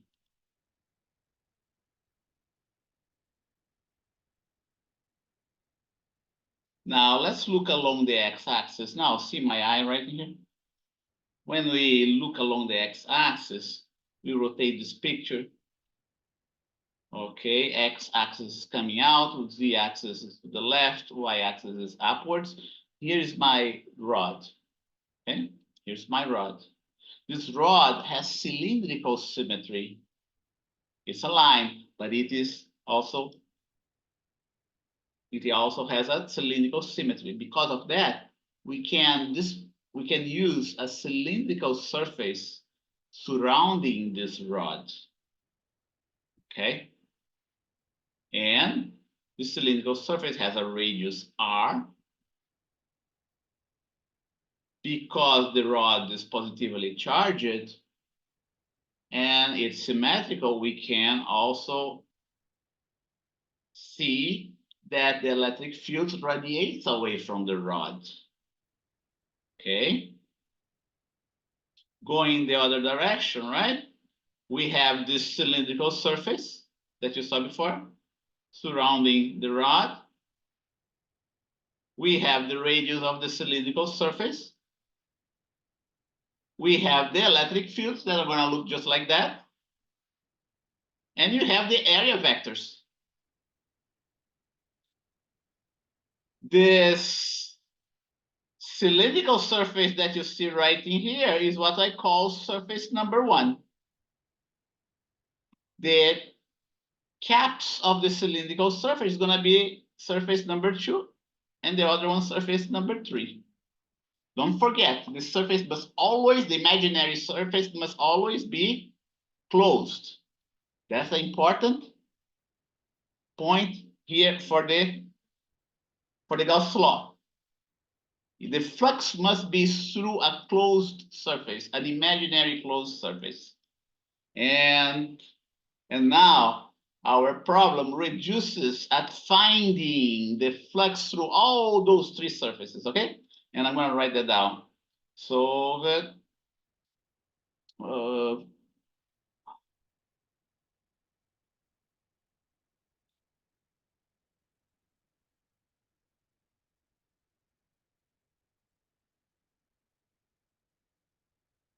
right in here. I'm gonna put like that, you know, phi, okay? Net phi is gonna be phi flux through surface number 1, flux through surface number 2, plus flux through surface number 3, right? Must be equal to 4 pi k q enclosed. Okay? And let's see if we can solve this q enclosed. This q enclosed in this case, remember, is delta q over delta x, right? The q enclosed by the surface is going to be given by, you know, something like that.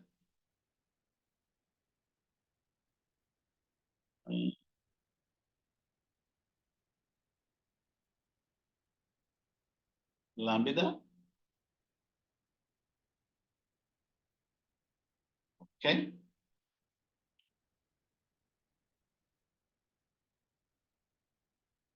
Delta x.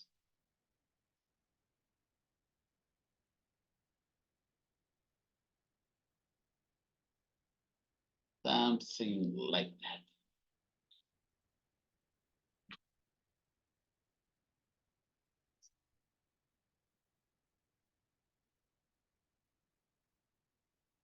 I'm even gonna put it instead of, let's see. Let's put this way. I'll put this way, here you go. Q enclosed over L, okay? That's better like that. Q enclosed over L. Where L now is going to be this length of the cylinder. I didn't write it down, but it should be like that. Note, see that the electric field is parallel to the area vector, right? And going back here, I substitute what I have for Q enclosed, lambda L.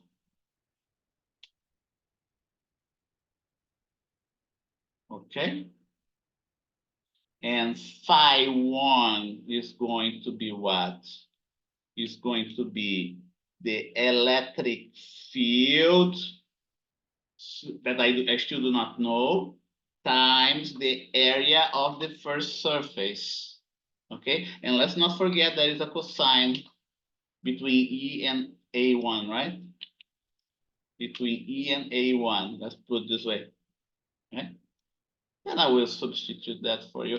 Here you go. At phi 2 is going to be something similar, but now it's going to be A2.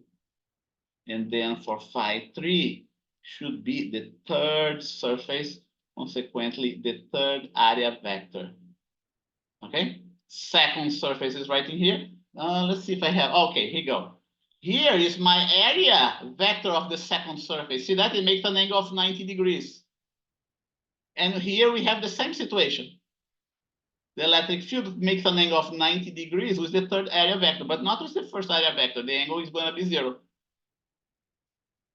And we can start simplifying.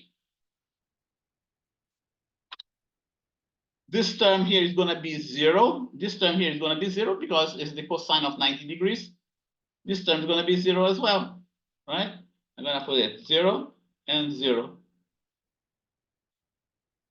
have too many pluses here. Now this term here is going to be 1, okay? And that's going to be the cylindrical area, the area of the cylindrical surface. The area of the cylindrical surface is going to be 2 pi r times the length L. If we didn't know what L was, what value of L was, we don't have to know, because this L is going to cancel out this other L. Isn't that nice?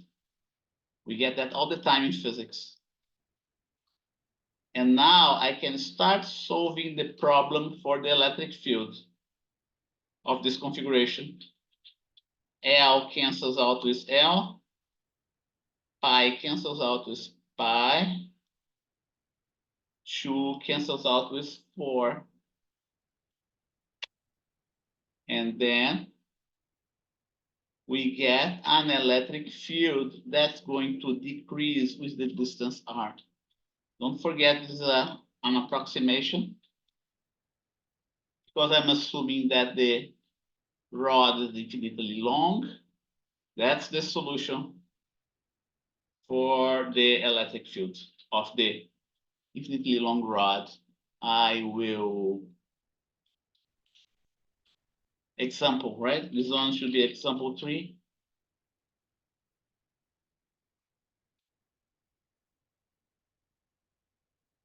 Let's see what's going to come next.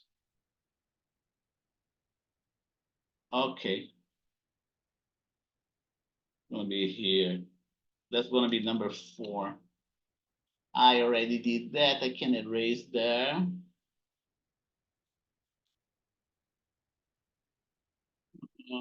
Calculate the electric field of a planar surface, charged surface, uniform distribution.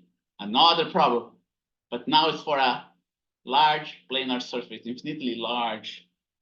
Let's go there to my uniformly charged cylindrical shell. Okay, I'm going to skip this one.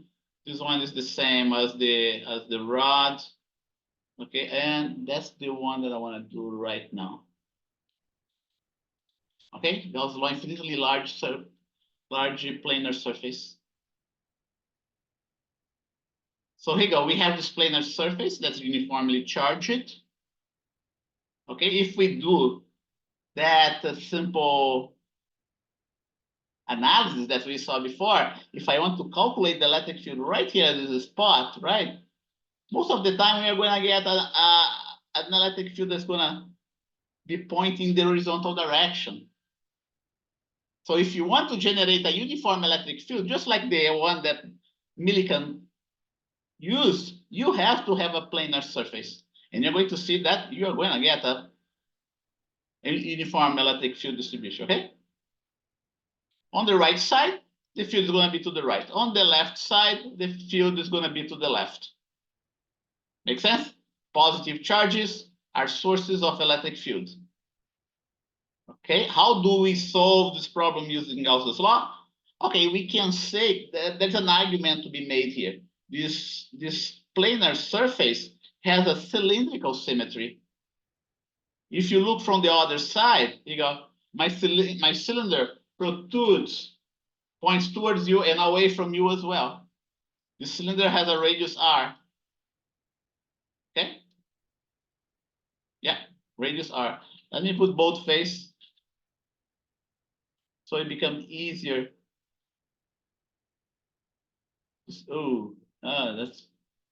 Forget it. I'm not gonna do anything.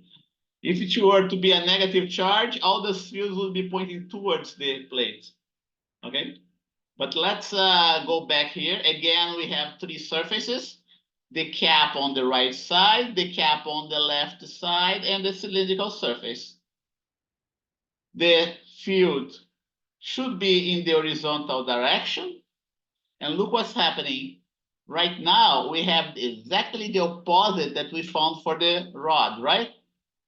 It is the fields on the flux on the caps that don't cancel out, but the flux on the cylindrical surface, they do cancel out because the area is perpendicular to the electric field, right? So let's go here.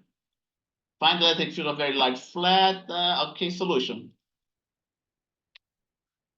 Due to the symmetry of the problem, we draw a cylindrical closed surface that includes a small amount of charges of the plate. Net charge Q and area A. This cylindrical closed surface is made up of 3 open surfaces, 2 caps, surface 1 and 2, in the side, on the side, right? On the side. And the cylindrical surface itself, number 3. Here you go. Flux E1, A1 cosine phi 1, E2, A2 cosine phi 2, E3, A3 cosine phi 3. Okay. Okay, those 2 terms are the one that cancels out, okay? This one here is the one that's preserved. Wait a minute. Sorry, it's the 1 and 2 that's preserved. Okay. This one here is the 0, 1. 90 degrees. Okay. Area 1 and area 2, they have the same area because of the same cap, the cylindrical surface. Okay, and we end up with this relation here. 4 pi k Q enclosed. Q enclosed is what I define as being surface charge density, amount of charge divided by the amount of area. And the Q enclosed becomes sigma times A prime. Big Q divided by big A times A prime. A prime is this specific area here, whereas A is this area here of the plate. That's the difference between those 2 areas, okay? Now, what else can we do? Okay, look here, the A prime is gonna cancel out, right?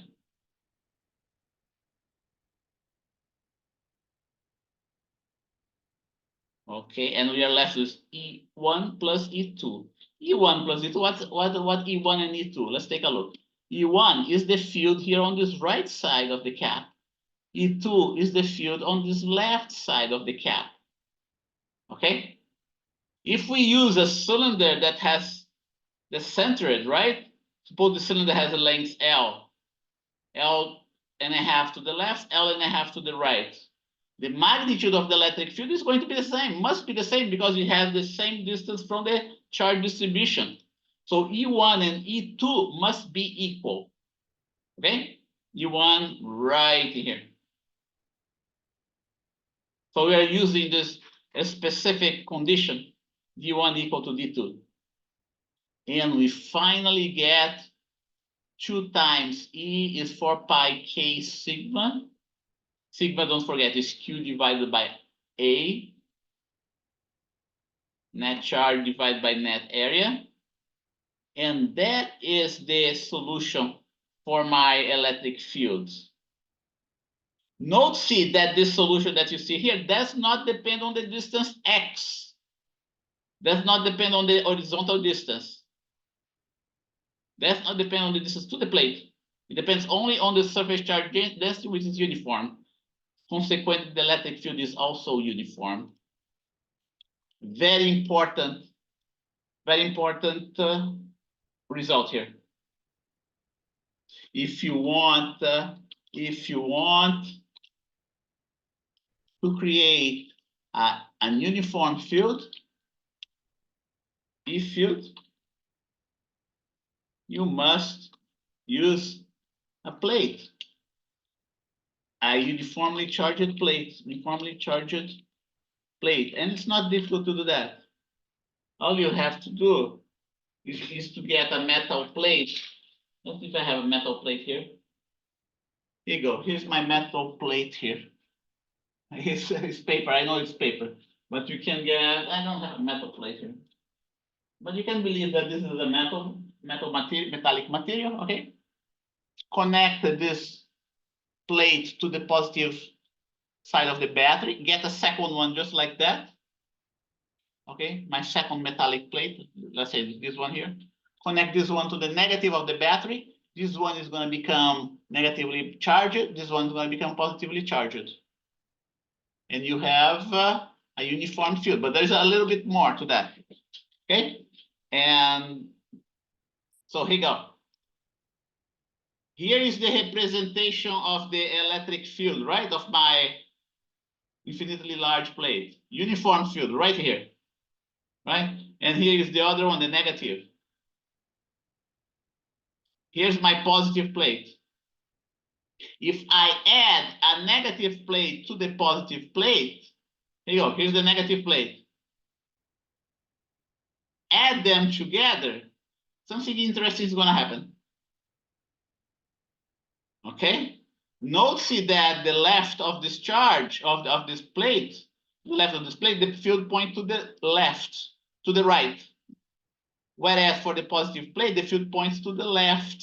So when we combine those two plates, the field outside this volume of the plates are going to cancel out. See that?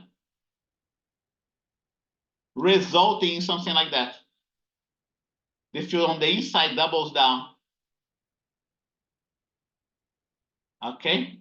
E is going to be 0 on the outside, but the field on the inside is going to be twice as much as if you had just a single plate. And that's exactly the configuration that Millikan was using in his experiments, right? We can use, let me do a drawing. I'm going to, let me erase this one. Millikan's experiment.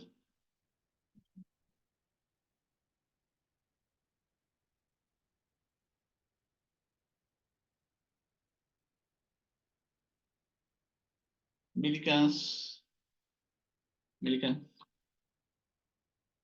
oil drop experiment, right? Millikan oil drop experiment was like that. It was an enclosure. Okay. Black lines. I'm gonna put a little bit, yeah. An enclosure. I'm gonna do this one transparent. Yeah. And I had this other region. I'm just repeating what I did before.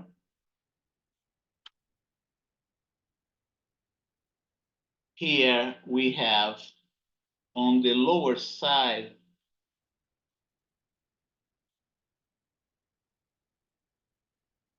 going to be a little bit longer than that. We have this plate. One is positively charged. The other is negatively charged.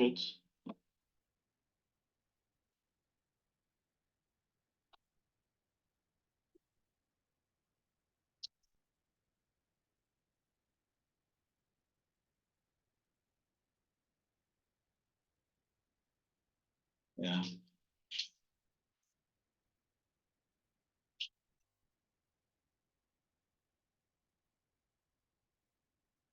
Okay, positively charged here. Right?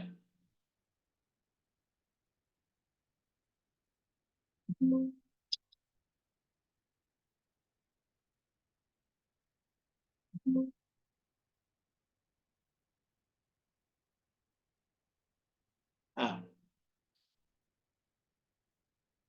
And negatively charged here.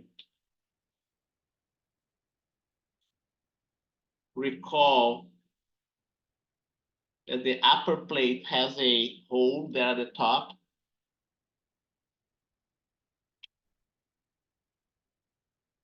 Negative, negative, negative, negative, negative. Enough, right? Enough of negative charge.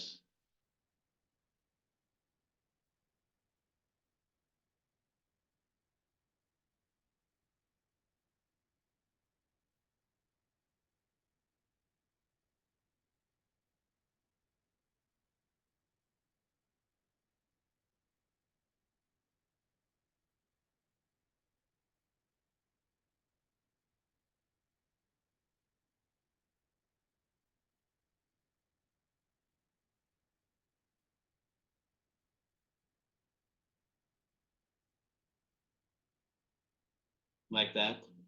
Let's not forget that we still have a hole right in here. Let me see if I can come up with your hole.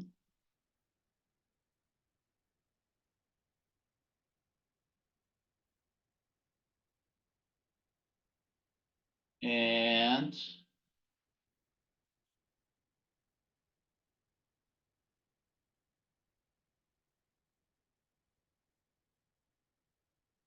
okay, here you go. Here's the hole. Okay.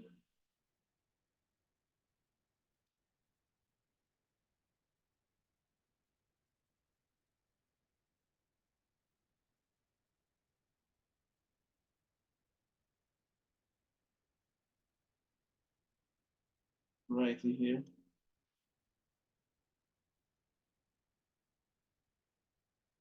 Okay, here's the hole. So how does the experiment progresses? Okay, we have that little thing here, the atomizer, that's nothing but a spray, an oil spray.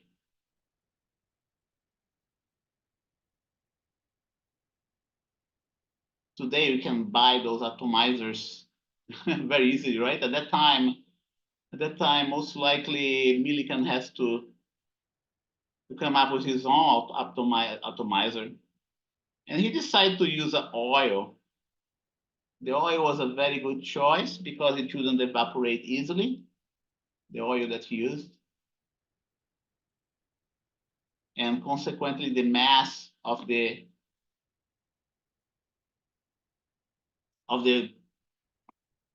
each drop of oil wouldn't change. Here you go. Here's the droplets of oil, right? Droplets. And by the way, this volume here is it has air on it. It's not it's not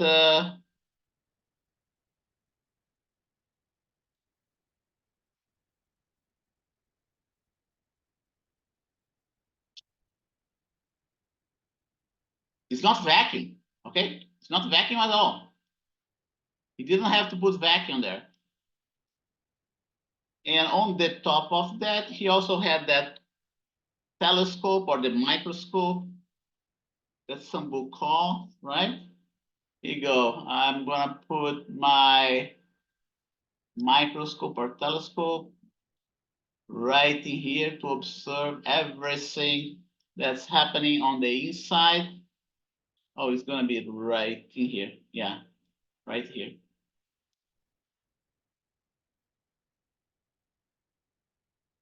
Gonna put my eyeball. Let's see if I can get my eyeball here.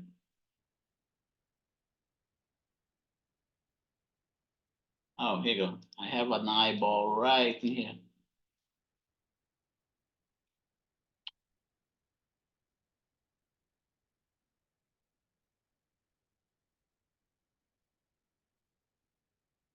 Group.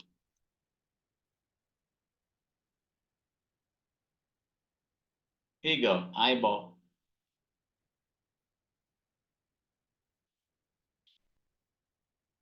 And the microscope or telescope. Because we have two plates right in here, the electric field is going to be uniform like that from the top to the bottom.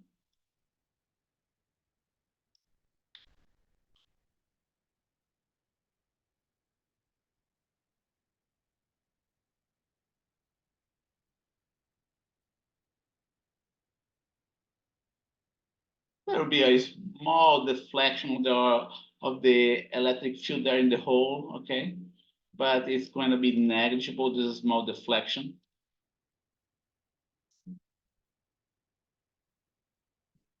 The droplet, he could find out what was the mass of the droplet just by timing how long it would take for the droplet to move from this point to the other one. Just possible to do that. Okay. And on the top of that, you'd be able to adjust the electric field by adjusting the voltage between those two plates. Okay, this guy is just like a battery. You know, all you have to do Here I'm gonna draw a battery. What time is that? One more minute to go. Okay, here you go. I have my battery here. Positive and negative polarities of the battery. Here you go. That's the positive. And the battery is connected to the plate.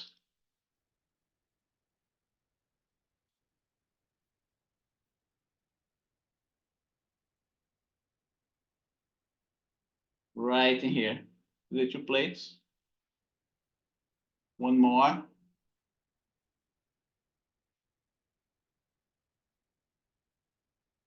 Right in here. Okay. By adjusting this battery, you can have a more or less an electric field. Those oil particles are electrically charged, either because it exits already with an electric charge or because it's bombarded with an X-ray. And depending on the charge, you will be able to make it float here in this region because those positive charges are going to attract the negative charges in the oil droplets. Okay? And from there, you can find out, Millikan found out that the charge in each of the droplets were an integer number of the electric charge. Okay? That's how the parallel plate worked right here in Millikan's oil drop experiment. And we have it. That's all I want to tell you. And I'm going to